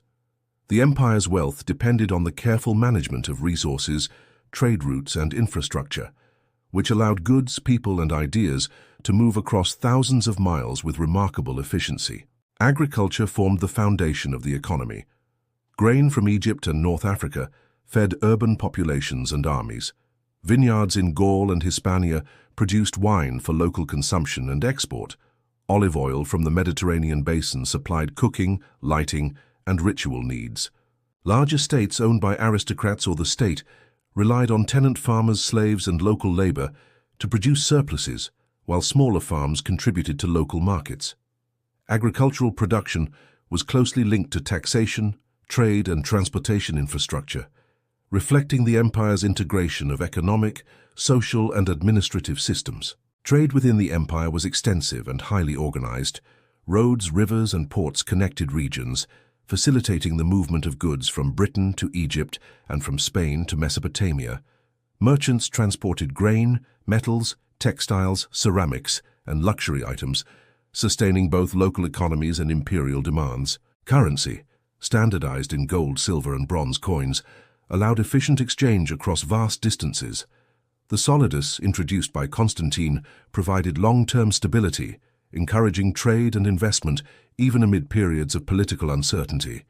Markets in cities and towns served as hubs of exchange, fostering interaction between local producers, merchants, and consumers. Maritime trade was especially critical to the empire's economic health. Ships navigated the Mediterranean, Red Sea, and Black Sea, carrying essential commodities such as grain, timber, and luxury goods. Ports were fortified and managed, with customs, warehouses, and navigational aids ensuring efficiency and security. The Roman navy, while primarily military, also protected trade routes, demonstrating the inseparable link between commerce and security. The circulation of goods facilitated cultural exchange, spreading Roman technology, art, and ideas throughout the empire. Manufacturing and craftsmanship flourished alongside agriculture and trade. Workshops in cities produced pottery, textiles, glassware, metalwork, and tools, contributing to both local economies and exports. Artisans often specialized in regional products, reflecting local resources, skills, and traditions, while integrating Roman techniques and standards. Urban centers became vibrant hubs of production, with guilds, trade associations, and markets organizing labor and commerce. This network of artisanship reinforced economic resilience and cultural cohesion across the empire. Provincial economies were closely integrated with imperial administration. Taxes collected in grain, money, or labor supported the military, infrastructure, and bureaucracy. Governors and officials monitored production, trade, and transport, ensuring resources reached both urban centers and frontier garrisons. Roman engineering, including roads, bridges, aqueducts, and ports, was critical to sustaining economic activity. Infrastructure not only enabled commerce, but also reinforced imperial authority, creating a tangible link between state power and daily life in every province. Luxury goods and long-distance trade illustrated the empire's connectivity. Silk from China, spices from India, ivory from Africa, and precious metals from Iberia moved along complex trade networks, reaching elite Roman households and urban markets. These goods symbolized status, facilitated cultural exchange, and integrated Rome into global systems of commerce. Economic prosperity was not merely local. It was a reflection of Rome's ability to maintain control over production, transport, and market networks across continents. The economy also had social and political dimensions. Wealth generated through trade and agriculture supported the elite, funded public works, and maintained armies. Patronage networks linked merchants, landowners, and officials, reinforcing social hierarchies and loyalty to the empire. Economic crises, such as debasement of coinage or disruptions in grain supply, could have far-reaching consequences, sparking unrest, migration, or military instability. The interdependence of economy, governance, and military strength exemplifies how Rome's success relied on the integration of multiple systems into a cohesive whole. Even in the later empire, when external invasions and internal turmoil strained resources, Roman economic networks adapted. Byzantium continued to rely on trade routes, production centers, and urban markets, preserving elements of the imperial system. The continuity of coinage, urban infrastructure, and maritime commerce ensured that Rome's economic legacy endured long after the fall of the western provinces. Trade, agriculture, and manufacturing were not merely means of survival. They were instruments through which Roman civilization sustained cohesion, power, and cultural influence across centuries. The Roman economy demonstrates the empire's capacity for integration, innovation, and resilience. By linking provinces through trade, infrastructure, and administration, Rome created a system capable of sustaining military campaigns, urban life, and cultural development. Economic networks facilitated cultural exchange, social cohesion, and political stability, proving that the empire's strength depended as much on the movement of goods, currency, and labor as on armies and legislation. Through commerce and production, the empire left a legacy of connectivity and organization that would shape the medieval and modern worlds. The Roman Empire's grandeur was not confined to its armies, laws, or roads. It was also expressed through art, architecture, and culture, which communicated power, identity, and values across centuries and continents. From the earliest republican temples to the soaring domes of Byzantine churches, Roman creativity reflected both technical mastery and a profound understanding of symbolism. Art and architecture were tools of governance as much as aesthetics, shaping public spaces, inspiring loyalty, and leaving an enduring legacy that continues to influence civilizations long after Rome's political decline. Monumental architecture was a defining feature of Roman civilization. Temples, basilicas, amphitheaters, triumphal arches, and public baths were more than functional structures. They were statements of civic pride, religious devotion, and imperial authority. Buildings like the Colosseum in Rome or the Theatre of Orange in Gaul exemplified engineering skill, aesthetic sophistication, and social purpose, providing venues for entertainment, public gatherings, and civic identity. The use of concrete, arches, vaults, and domes enabled unprecedented scale and durability, allowing structures to endure centuries of environmental and political change. Urban planning reflected Roman ideals of order, symmetry, and functionality. Cities were organized with forums at the center, surrounded by administrative buildings, temples, markets, and housing. Roads radiated from the city center, connecting neighborhoods and facilitating commerce and communication. Public amenities such as aqueducts, baths, and fountains underscored the integration of utility and art, demonstrating the empire's commitment to civic life and social cohesion. Even provincial cities from Pompeii to Palmyra reflected these planning principles, blending local styles with Roman norms to create spaces that were simultaneously functional, symbolic, and beautiful. Sculpture and relief work celebrated military triumphs, civic achievements, and divine favor. Columns, friezes, and statues depicted emperors, generals, and deities, projecting authority and shaping public perception. The Column of Trajan in Rome, adorned with detailed reliefs of military campaigns, illustrates the empire's ability to combine narrative, artistry, and political messaging. Portraiture evolved to convey both realism and idealization, portraying leaders with a careful balance of power, virtue, and divine favor. Sculpture was both propaganda and art, reflecting the values and aspirations of the empire. Mosaics, frescoes, and decorative arts enriched domestic, civic, and religious spaces. In villas, public baths, and palaces, detailed mosaics depicted mythological scenes, everyday life, and geometric patterns, combining aesthetic pleasure with cultural storytelling. Frescoes adorned walls with landscapes, portraits, and symbolic imagery, creating immersive environments that reflected social status, religious beliefs, and cultural identity. These visual narratives preserved Roman ideals, local traditions, and imperial ideology, bridging public and private spheres.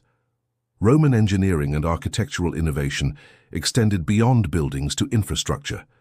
Roads, bridges, aqueducts, and harbors were both practical and symbolic, demonstrating mastery over the environment and reinforcing imperial power. Aqueducts like the Pont de Gare in Gaul supplied cities with fresh water, supporting public health, sanitation, and urban growth. Bridges and roads facilitated military campaigns, commerce, and communication, creating physical connections that unified the empire. These feats of engineering were artistic as well as functional, reflecting the Roman ability to merge utility, aesthetics, and authority. In the realm of literature and philosophy, Rome preserved and adapted Greek traditions while developing its own distinctive voice. Poets such as Virgil, Ovid, and Horace celebrated Rome's mythic origins, social ideals, and imperial glory, while historians like Livy and Tacitus recorded the deeds of leaders and the fortunes of the state. Philosophical works, legal treatises, and rhetorical texts shaped governance, education, and culture, emphasizing ethics, civic responsibility, and practical wisdom. These intellectual achievements formed the foundation of Western literary, legal, and educational traditions. Religion and art intertwined in monumental expression. Temples, altars, and later Christian basilicas were designed to inspire devotion, communicate theological principles, and project imperial legitimacy. Iconography, frescoes, mosaics, and illuminated manuscripts preserved stories, values, and teachings, transmitting both spiritual and cultural identity across generations. In the Byzantine era, churches such as Hagia Sophia exemplified the fusion of engineering innovation, artistic grandeur, and religious symbolism, continuing the Roman tradition of monumental expression in a transformed spiritual context. Roman cultural achievements were inseparable from their imperial context. Art and architecture reinforced authority, fostered civic pride, and unified diverse populations, while literature, philosophy, and education transmitted values and knowledge. The integration of functionality, beauty, and symbolism ensured that Roman creativity served practical, social, and ideological purposes simultaneously. Across provinces, from urban centers to rural estates, Roman artistic and cultural expression created a shared identity and communicated the power, sophistication, and permanence of the empire. Even after the fall of the Western Empire, Roman art and architecture continued to shape Europe and the Mediterranean. Renaissance artists, architects, and scholars drew inspiration from Roman monuments, sculptures, and texts, reviving classical principles in a new context. Byzantine mosaics and churches influenced Orthodox Christian art and architecture, preserving the visual language and spiritual ideals of Rome. Through these achievements, Rome's cultural legacy endured, providing a foundation for subsequent civilizations and demonstrating the empire's enduring influence on aesthetics, urbanism, and intellectual life. Roman art and architecture were thus both expressions of power and instruments of continuity. They communicated authority, shaped society, preserved cultural memory, and inspired future generations. From monumental temples and amphitheaters to mosaics, sculptures, and literature, Rome created a civilization in which creativity, engineering, and ideology were intertwined. These achievements ensured that even as political structures faltered or transformed, the artistic and cultural essence of Rome persisted, leaving an indelible mark on the world. The enduring strength of the Roman Empire was as much legal and administrative as it was military or cultural. Roman law, meticulously codified and applied across vast territories, provided the framework that held the empire together. It was a system designed not merely for justice but for governance, social cohesion, and the exercise of imperial authority. From the 12 Tables of the early Republic to Justinian's Corpus Juris Civilis in the Byzantine era, Roman law evolved to address the changing complexities of society, administration, and imperial expansion.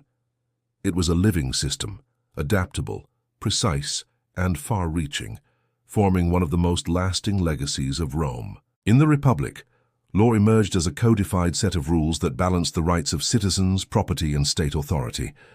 The 12 Tables, inscribed publicly in 450 BCE, represented the first attempt to create transparency and equality in legal practice, establishing precedents in property rights, family law, and procedural justice. Magistrates, praetors, and later professional jurists interpreted and applied these laws, ensuring that governance extended beyond the personal discretion of rulers. The emphasis on codification, precedent, and legal reasoning became hallmarks of Roman jurisprudence. As Rome expanded, law evolved to govern provinces and diverse populations. Governors were empowered to enforce legal codes, adjudicate disputes, and collect taxes, while provincial councils often adapted local customs within the imperial framework. Citizenship, a key legal status, expanded over time, granting rights and responsibilities to populations throughout Italy and eventually across the empire. By the time of the Constitutio Antoniniana in 212 CE, citizenship extended to virtually all free inhabitants of the empire, further integrating provincial populations into the legal and administrative system. Law was the glue that connected Rome's vast territories, providing a shared framework of obligations, rights, and procedures. The Roman legal system emphasized both written codes and interpretive expertise. Jurists, magistrates, and later imperial officials applied principles of equity, precedent, and practical reasoning to complex cases, shaping law in real time. Contracts, property disputes, criminal matters, and family law were adjudicated within a sophisticated system that balanced flexibility with consistency. Legal documentation, contracts, and imperial edicts ensured accountability and uniformity across the empire, demonstrating the precision and adaptability of Roman governance. Administration was equally vital. The empire was divided into provinces, dioceses, and later prefectures, each with a chain of command and a network of officials responsible for taxation, justice, infrastructure, and military coordination. Communication was facilitated by roads, couriers, and administrative centers, enabling central authority to exert control over distant regions. Bureaucracy, though often complex, allowed Rome to manage diverse populations and territories with efficiency and predictability. Governors and provincial officials were expected to implement imperial policies while maintaining local order, blending centralization with pragmatic local autonomy. Taxation and finance were tightly linked to law and administration. Land taxes, poll taxes, and customs duties provided revenue for armies, infrastructure, and public services. Fiscal accountability was enforced through audits, records, and penalties, reflecting the meticulous nature of Roman administration. Even as the empire faced economic crises, inflation or territorial contraction, the structures of taxation and governance allowed Rome to sustain its institutions and respond to crises in a coordinated manner. In the Byzantine period, these legal and administrative traditions were preserved and refined. Justinian's Corpus Juris Civilis, completed in the 6th century, codified centuries of Roman legal thought into a comprehensive body of law. It organized statutes, jurist opinions, and imperial edicts into a coherent system that could be taught, interpreted, and applied consistently. This codification not only reinforced governance, but became a foundational text for European legal systems centuries later, ensuring that Roman legal reasoning and principles endured well beyond the empire's political lifespan. Roman administrative systems also influenced military, civic, and provincial governance. Hierarchies of authority, reporting structures, record-keeping, and bureaucratic oversight allowed the empire to function efficiently across vast distances. Cities, provinces, and frontier regions operated within standardized frameworks, with officials accountable to higher authority. This organization facilitated rapid mobilization of resources, consistent application of law, and effective coordination between military, civil, and fiscal institutions, demonstrating Rome's mastery of complex, large-scale governance. The impact of Roman law and governance extends far beyond antiquity.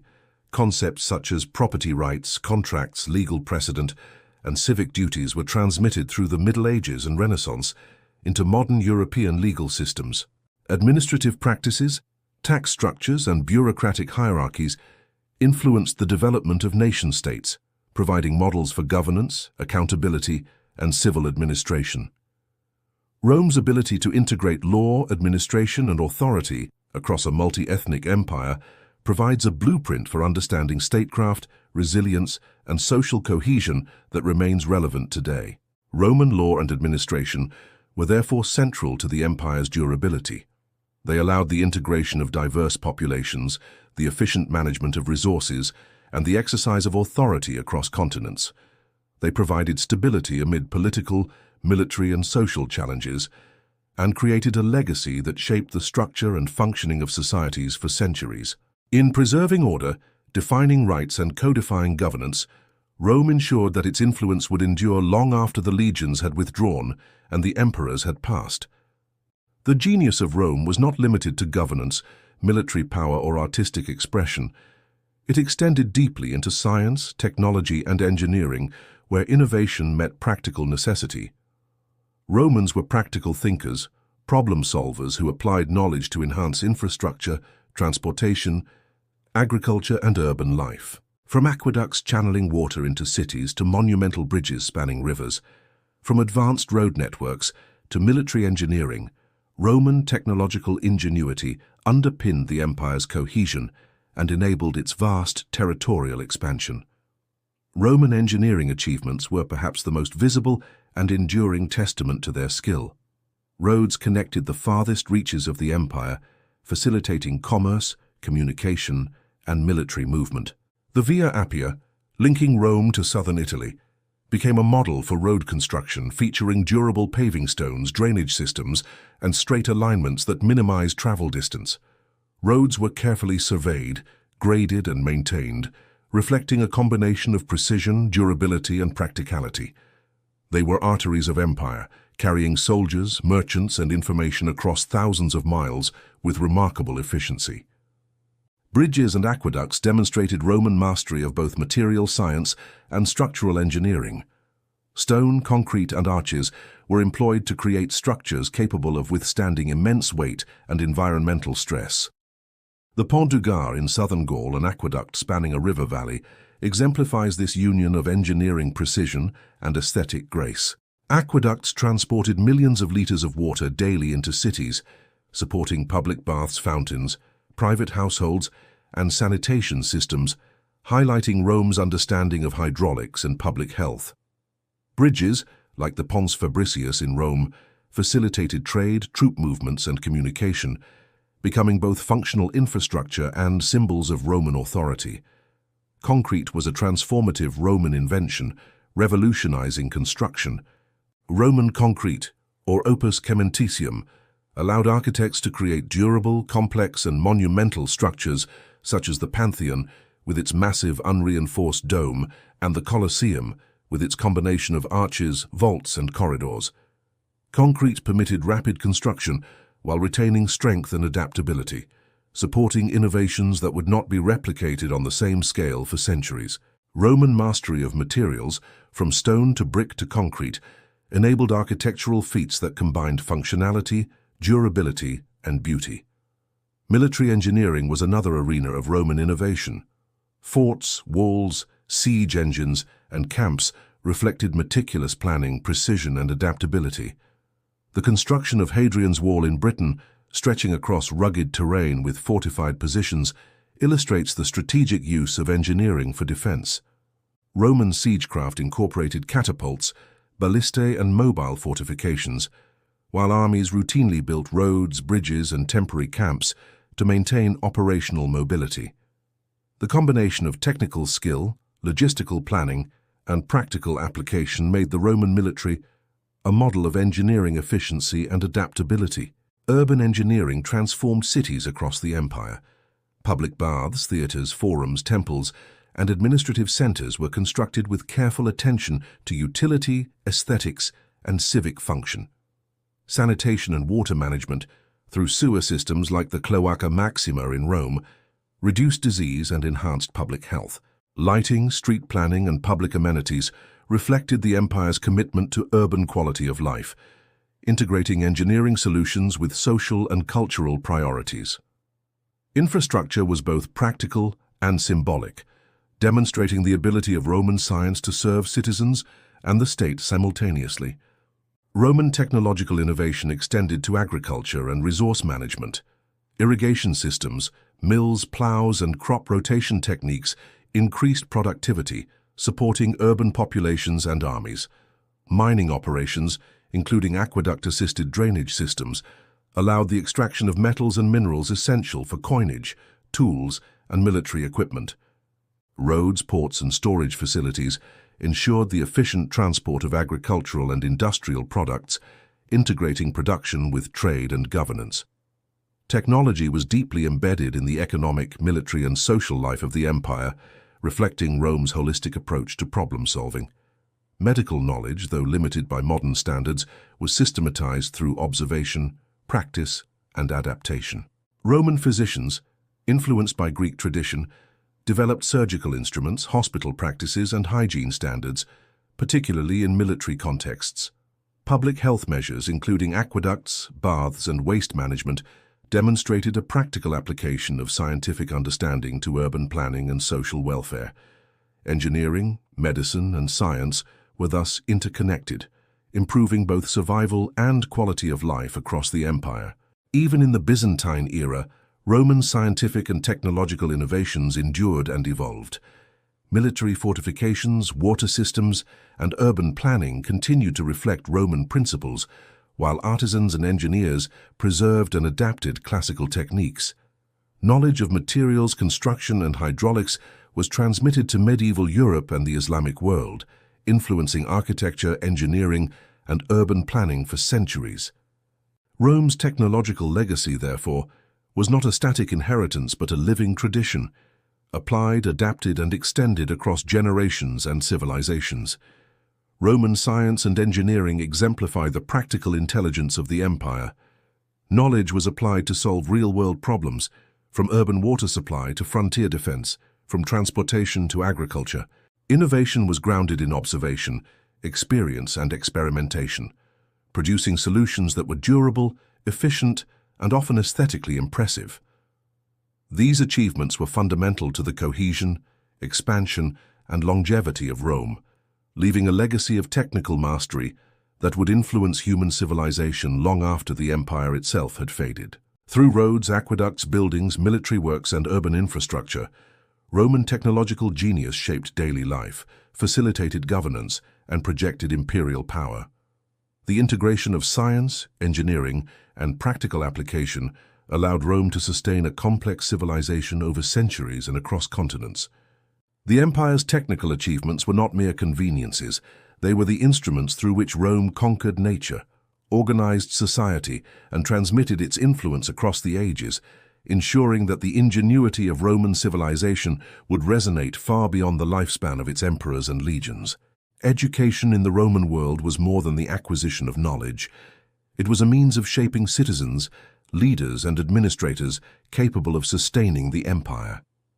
From the early Republic to the Byzantine era, education evolved to meet the needs of a complex, multicultural civilization, emphasizing literacy, rhetoric, law, and moral philosophy. Schools, tutors, and academies cultivated intellectual skill, civic virtue, and cultural awareness, ensuring that Roman ideals were transmitted across generations and territories.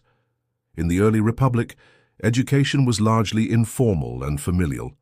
Children learned basic literacy, numeracy, and moral instruction at home, guided by parents and elders. Roman society placed great emphasis on values such as pietas, gravitas, and disciplina, qualities that defined duty to family, state, and the gods. These foundational lessons shaped character, social responsibility, and civic participation.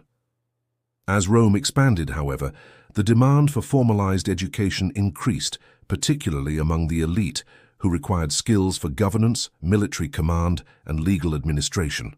Rhetoric became the cornerstone of elite education. Oratory was essential for public life, whether in the Senate, courts, or assemblies.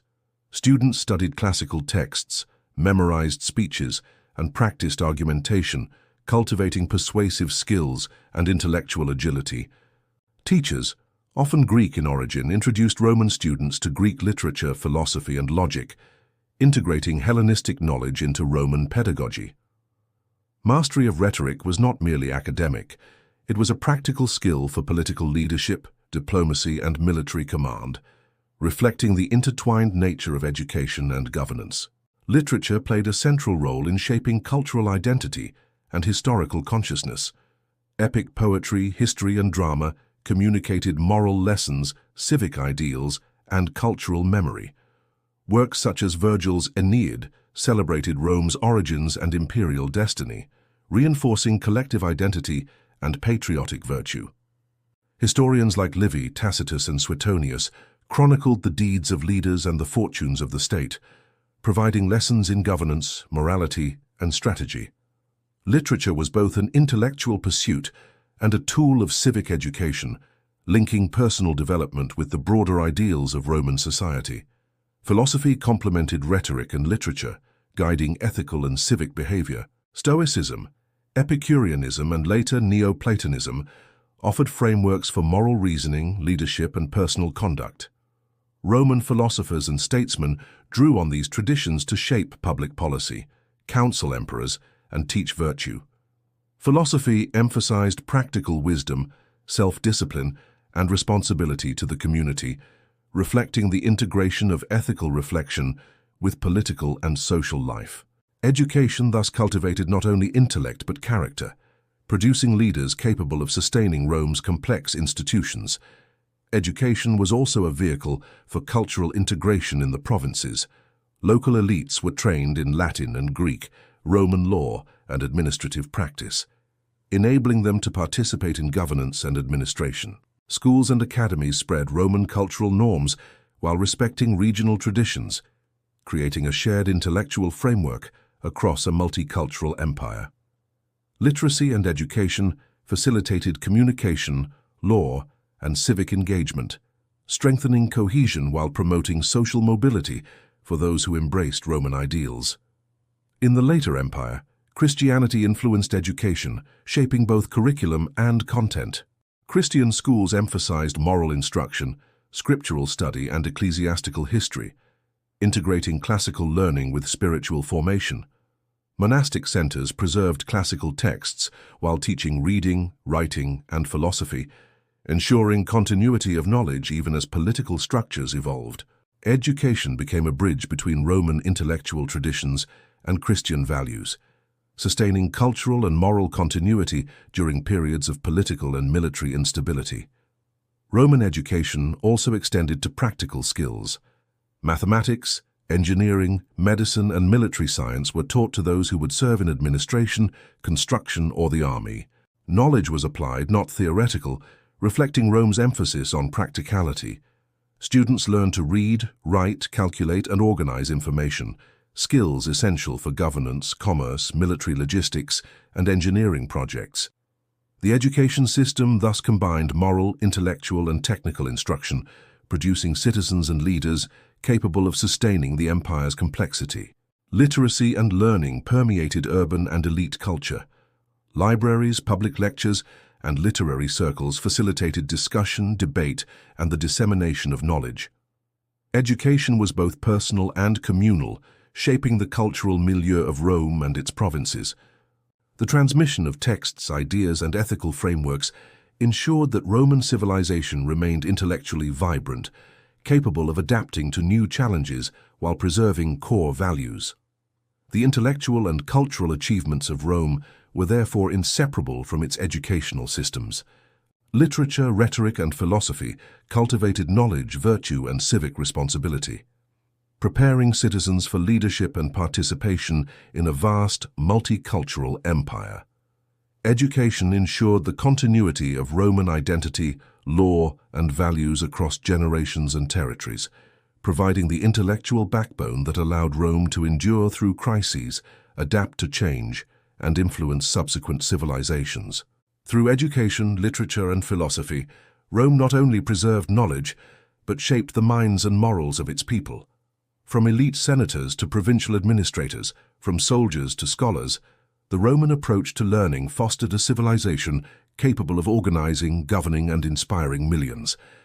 The intellectual legacy of Rome, transmitted through texts, schools, and moral instruction, would echo across the medieval world, the Renaissance, and into modern society, demonstrating that the empire's true power lay not only in armies or infrastructure, but in the cultivation of human thought, ethics, and culture.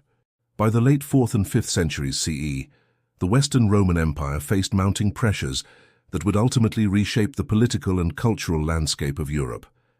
The empire's vast territorial holdings had become increasingly difficult to defend, while internal instability, economic strain, and shifting social dynamics undermined the authority of emperors and the cohesion of provinces.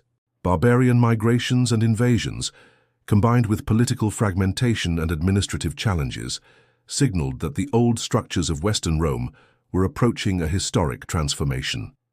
Economic difficulties were central to the empire's vulnerability. Agricultural production declined in certain regions due to overtaxation, soil exhaustion, and disruption of trade networks. Urban centers shrank as populations moved to rural areas, seeking security and subsistence. Coinage was debased, inflation rose, and fiscal revenues could not keep pace with the demands of the military and bureaucracy. These economic pressures eroded the capacity of the Western Empire to maintain roads, forts, and garrisons, leaving provinces exposed to both internal unrest and external threats. Simultaneously, political instability weakened imperial authority. The succession of emperors became increasingly precarious, often determined by military support rather than legal or hereditary norms. Usurpations, short reigns, and regional divisions fragmented power, while governors and military commanders sometimes acted independently of central control. The Western court struggled to assert authority across Italy, Gaul, Hispania, and the Rhine and Danube frontiers, highlighting the difficulties of managing a vast and diverse empire amid growing internal and external pressures. Barbarian migrations and invasions accelerated the empire's decline. Groups such as the Visigoths, Vandals, Ostrogoths, and Huns moved into Roman territories, seeking land, resources, and refuge from other migrating peoples. Rome's military and diplomatic strategies, once capable of incorporating or repelling such groups, were increasingly insufficient. The sack of Rome in 410 CE by the Visigoths under Alaric shocked contemporaries, symbolizing the vulnerability of the Western Empire even at its historic capital. Later, the Vandal conquest of North Africa disrupted vital grain supplies, further undermining Western Rome's economic stability and capacity to project power. Despite these challenges, the Western Empire did not vanish overnight. Regional authorities, city councils, and local elites attempted to maintain civic life, law, and infrastructure. Roman traditions of governance, law, and administration persisted in many areas, even as imperial authority waned.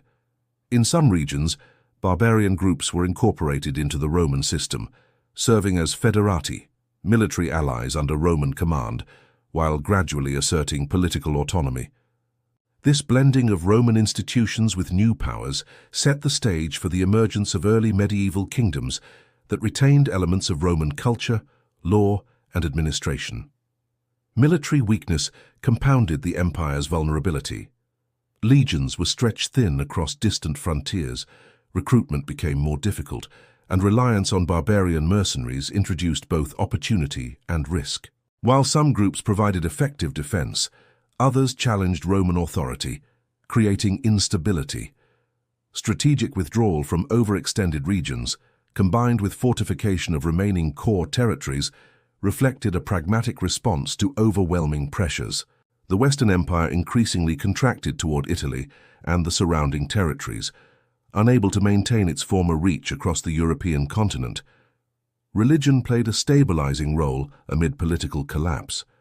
Christianity, long integrated into imperial governance, offered a framework for moral and social cohesion. Bishops and church leaders assumed civic responsibilities, mediating disputes, providing charity, and maintaining public order. Monasteries preserved literacy, learning, and administrative knowledge, creating continuity amid social upheaval. The Church emerged as a central institution, bridging the gap between declining imperial authority and emerging regional powers, ensuring that aspects of Roman identity and culture survived even as political structures crumbled.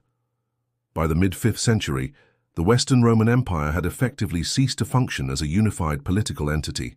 The deposition of Romulus Augustulus in 476 CE by the Germanic chieftain Odoacer is often marked as the symbolic end of the Western Empire. Yet the transition was gradual, characterized not by sudden collapse, but by transformation.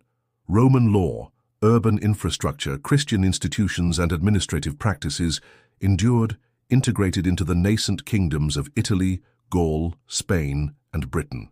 The cultural and legal legacy of Rome persisted, even as political authority shifted to new rulers and societal structures adapted to the post-imperial reality. This transformation laid the foundation for medieval Europe. Roman roads, aqueducts, and cities continued to support trade and administration.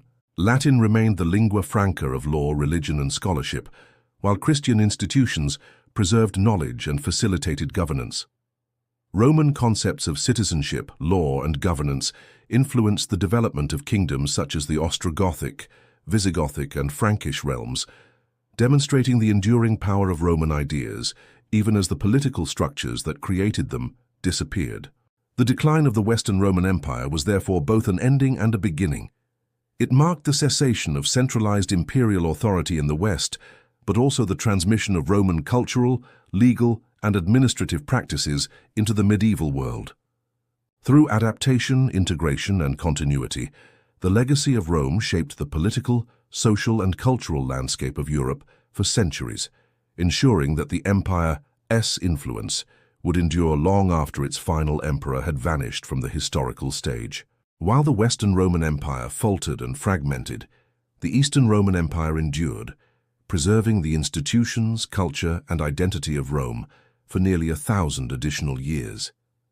Centered in Constantinople, a city strategically located on the Bosporus and originally founded as Byzantium, the Eastern Empire became a resilient political, military, and cultural powerhouse. It inherited Roman law, administrative systems, and military traditions, adapting them to a changing world while asserting its authority over territories in the Balkans, Anatolia, the Levant, and North Africa. The Byzantine Empire was both a continuation of Rome and a transformation, a civilization that blended classical heritage with Christian ideology and Eastern influences. The survival of the Byzantine Empire relied on adaptability. Political structures evolved to meet the challenges of external invasions, internal dissent, and economic pressures. Emperors such as Justinian founded centralized authority, reformed administration, and codified Roman law in the Corpus Juris Civilis, creating a legal system that would influence Europe for centuries. Byzantine governance combined bureaucracy, military organization, and religious authority, with the emperor serving as both secular ruler and defender of the Christian faith. This fusion of church and state strengthened cohesion, legitimized imperial authority, and created a resilient framework capable of enduring profound challenges. Military innovation was critical to Byzantine survival. The empire faced threats from Persians, Arabs, Slavs, Bulgars, and later Seljuk Turks, requiring both defensive fortifications and strategic offensive campaigns. The Byzantine army combined traditional Roman discipline with new tactics, including the use of heavy cavalry, cataphracts, and the strategic deployment of mercenaries. Fortifications, city walls, and frontier defenses, exemplified by Constantinople's massive Theodosian walls, allowed the Byzantines to withstand sieges and project power beyond their core territories. Naval strength, particularly the use of Greek fire, ensured control over maritime trade routes and protected the empire from seaborne invasions. Economically, the Byzantine Empire leveraged its strategic location at the crossroads of Europe and Asia. Constantinople became a hub of trade, culture, and finance, connecting the Mediterranean with the Black Sea, the Middle East, and beyond. Agricultural production in Anatolia, the Balkans, and Egypt supported urban populations and armies, while artisans, merchants, and markets thrived in cities.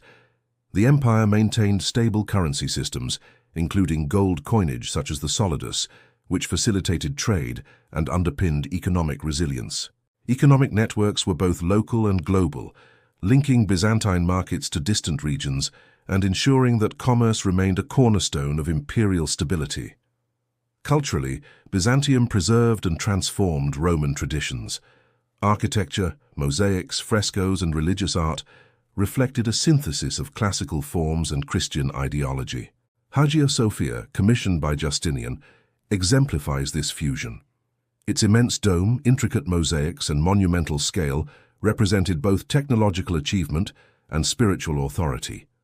Literature, philosophy, and scholarship thrived in monasteries, libraries, and courts, preserving Greek, Roman, and Christian texts. Education and intellectual life maintained continuity with the classical past, while fostering innovations that influenced Orthodox Christianity, Islamic scholarship, and the European Renaissance. Religion was central to Byzantine identity. Christianity, particularly in its Orthodox expression, shaped governance, law, education, and culture. The emperor was viewed as God's representative on earth, charged with defending orthodoxy and promoting unity. Monastic communities became centers of learning, charity, and spiritual practice, preserving manuscripts and cultivating intellectual life. Religious ritual, art, and architecture reinforced cohesion across diverse populations, while theological debates and councils defined doctrine and guided imperial policy. The integration of faith and state created a uniquely Byzantine civilization, grounded in Roman heritage yet distinctly shaped by Christian principles. The Byzantine Empire faced periods of contraction and expansion, adapting to shifting circumstances. Justinian's campaigns temporarily restored parts of the Western Mediterranean, including North Africa and Italy, though these gains proved difficult to maintain. Later centuries saw the empire navigating pressures from the Arab conquests, Slavic migrations, and Turkish incursions. Diplomacy, strategic marriages, tribute and alliances became as important as military might in sustaining Byzantine influence. Flexibility, foresight, and the integration of diverse strategies ensured that the empire could survive challenges that had overwhelmed its Western counterpart. Byzantine law, administration, and culture exerted a profound influence beyond the empire's borders.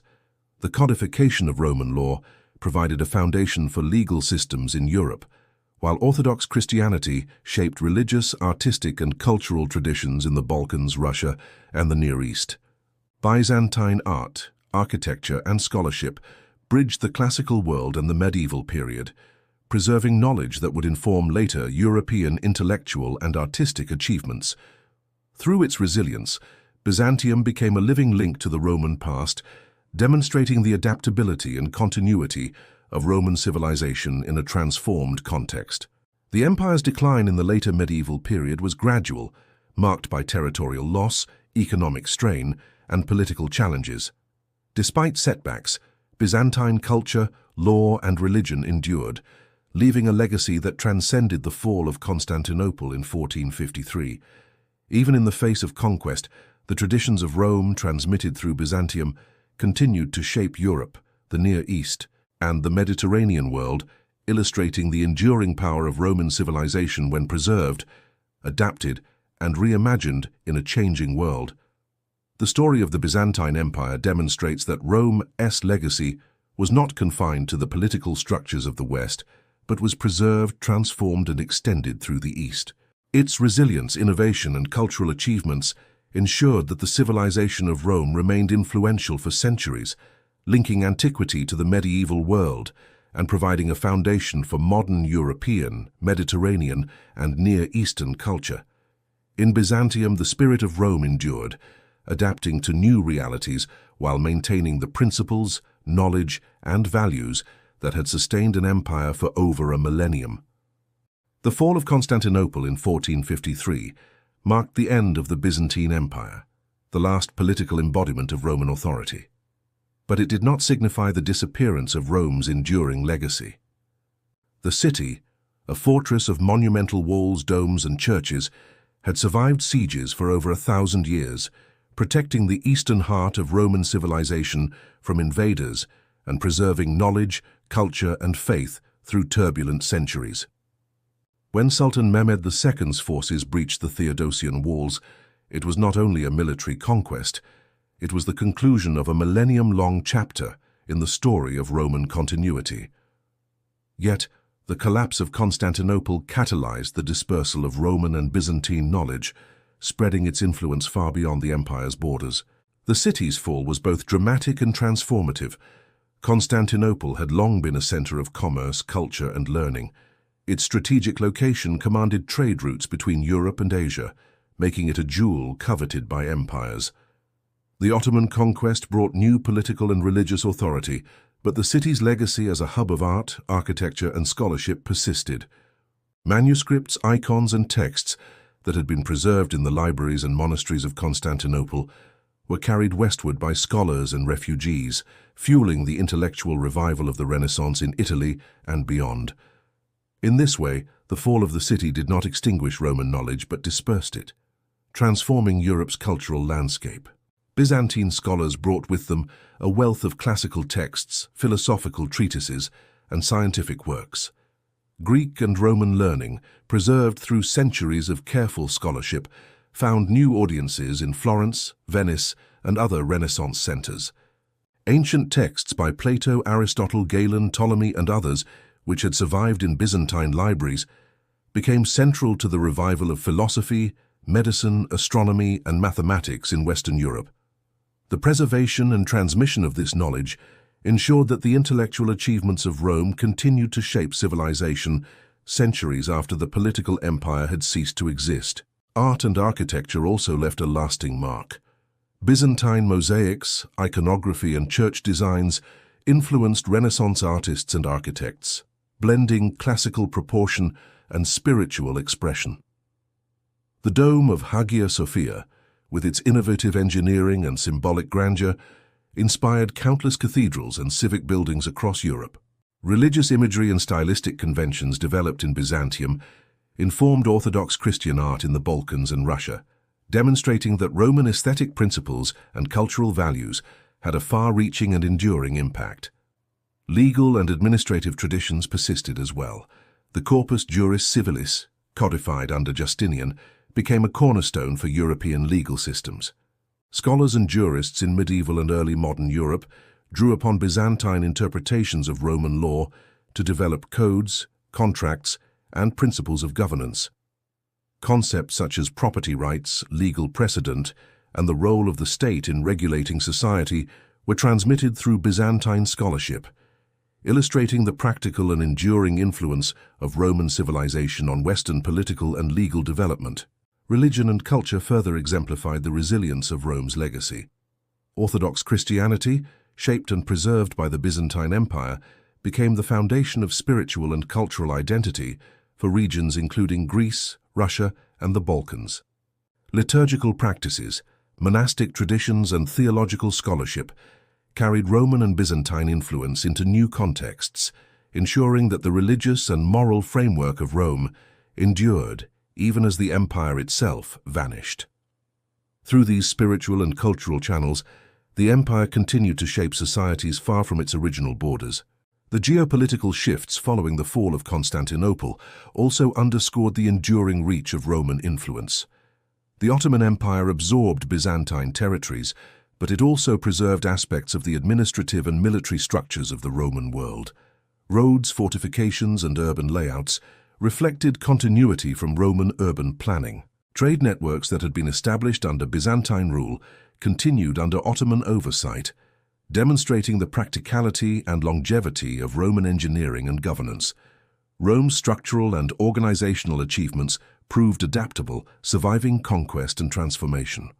The fall of Constantinople also marked a symbolic transition from the medieval to the early modern era. The dispersal of scholars, texts, and artisans contributed to the Renaissance, fueling scientific discovery, artistic innovation, and intellectual revival. Rome's enduring cultural and legal heritage became a foundation upon which Europe built new political, scientific, and artistic achievements. While the Western Empire had fallen centuries earlier and Byzantium finally succumbed in the 15th century, the civilization of Rome persisted in transformed ways, shaping human history for generations to come. Ultimately, the story of the Roman Empire, from kingdom to Byzantine city-state, illustrates both fragility and resilience. Political power may falter, territories may be lost, and emperors may fall, but knowledge, culture, law, and religion can endure, transmitted across time and space. The Romans created systems of governance, engineering, intellectual inquiry, and artistic expression that survived the collapse of their political institutions, influencing Europe, the Mediterranean, and beyond for centuries. Rome did not simply vanish, it transformed, leaving a legacy that continues to shape the modern world. The empire's final transformation, culminating in the fall of Constantinople, represents both an end and a beginning. It was the conclusion of a millennium-long story of Roman authority and civilization in its original political form. Yet it also sparked a diffusion of ideas, knowledge, and cultural values that would ignite the Renaissance, inform legal and political thought, and influence art and architecture across continents.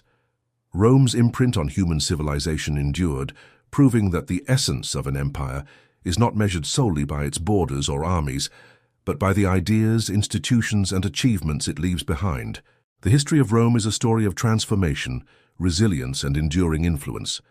From its earliest days as a small settlement on the Tiber to its height as a Mediterranean superpower, and finally through its eastern continuation as Byzantium, Rome demonstrates the capacity of human civilization to adapt, endure, and leave an indelible mark on the world. Across more than a millennium, Rome evolved politically, socially, and culturally, responding to internal challenges and external pressures while creating systems, institutions, and ideas that would shape history far beyond its borders.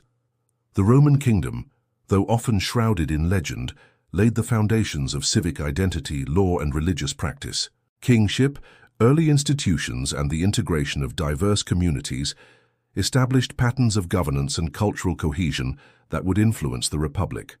The transition to the Republic marked an expansion of political participation, codification of laws, and the development of complex institutions balancing aristocratic and popular power. This period demonstrated Rome's ability to innovate politically, creating structures that allowed expansion, military efficiency, and societal stability while embedding values such as duty, honor, and civic responsibility into the Roman consciousness.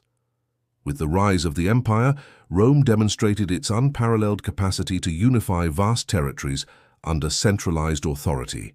Emperors extended control across Europe, North Africa, and the Near East, integrating diverse peoples through law, culture, infrastructure, and religion. Roads, aqueducts, and fortifications physically connected the empire, while standardized currency, legal codes, and administrative systems ensured social, economic, and political cohesion. Rome's imperial power was not merely military, it was institutional, intellectual, and cultural, creating a civilization capable of sustaining itself across continents and centuries. The empire was also a crucible of cultural achievement. Architecture, engineering, literature, philosophy, and art reflected both technical mastery and expressive sophistication. Temples, amphitheaters, and monumental arches symbolized civic pride and imperial authority, while literature and philosophy cultivated moral reflection, civic responsibility, and intellectual engagement. Science, medicine, and technology solved practical problems in agriculture, urban infrastructure, and military organization, demonstrating the Roman emphasis on applied knowledge.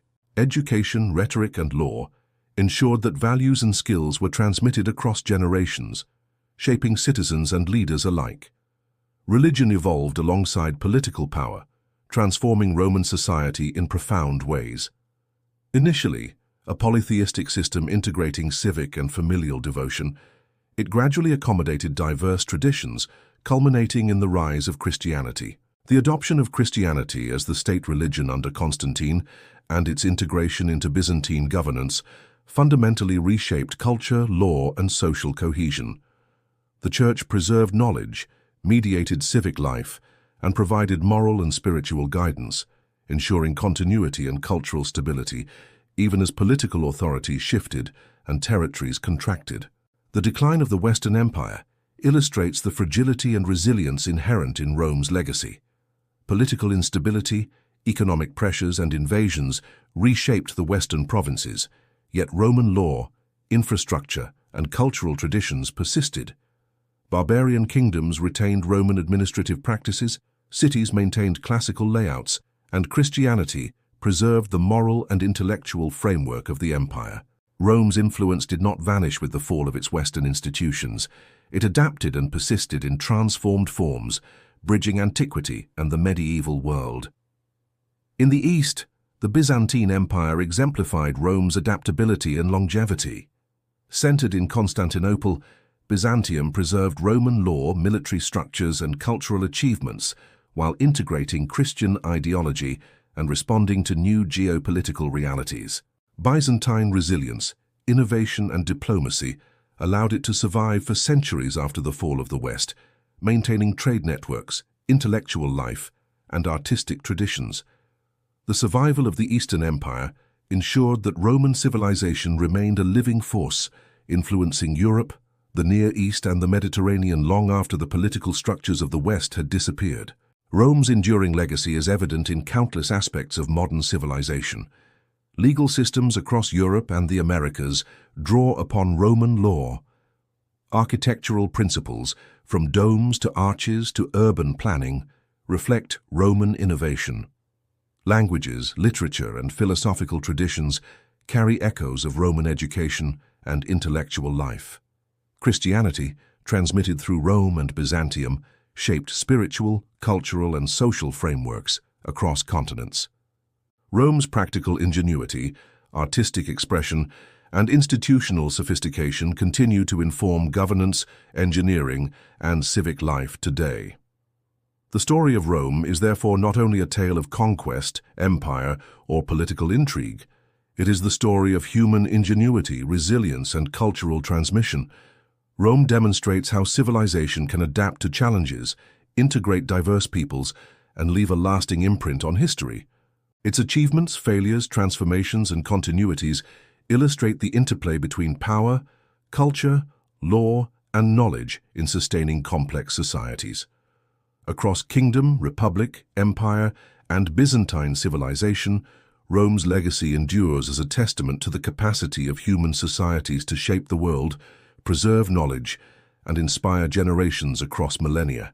In reflecting on the entirety of Roman history, one sees patterns of innovation, adaptation, and transmission. Political structures evolved to balance authority and participation. Military and engineering innovation ensured survival and cohesion. Law, education, and culture transmitted values and knowledge, and religion shaped moral and social frameworks.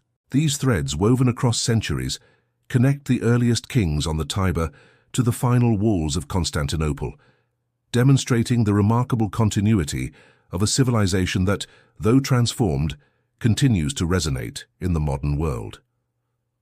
Rome's story reminds us that empires are more than territories or armies.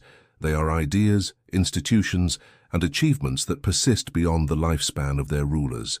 From the Tiber Valley to the Byzantine capital, Rome created a civilization capable of enduring transformation, sustaining knowledge, and inspiring future generations.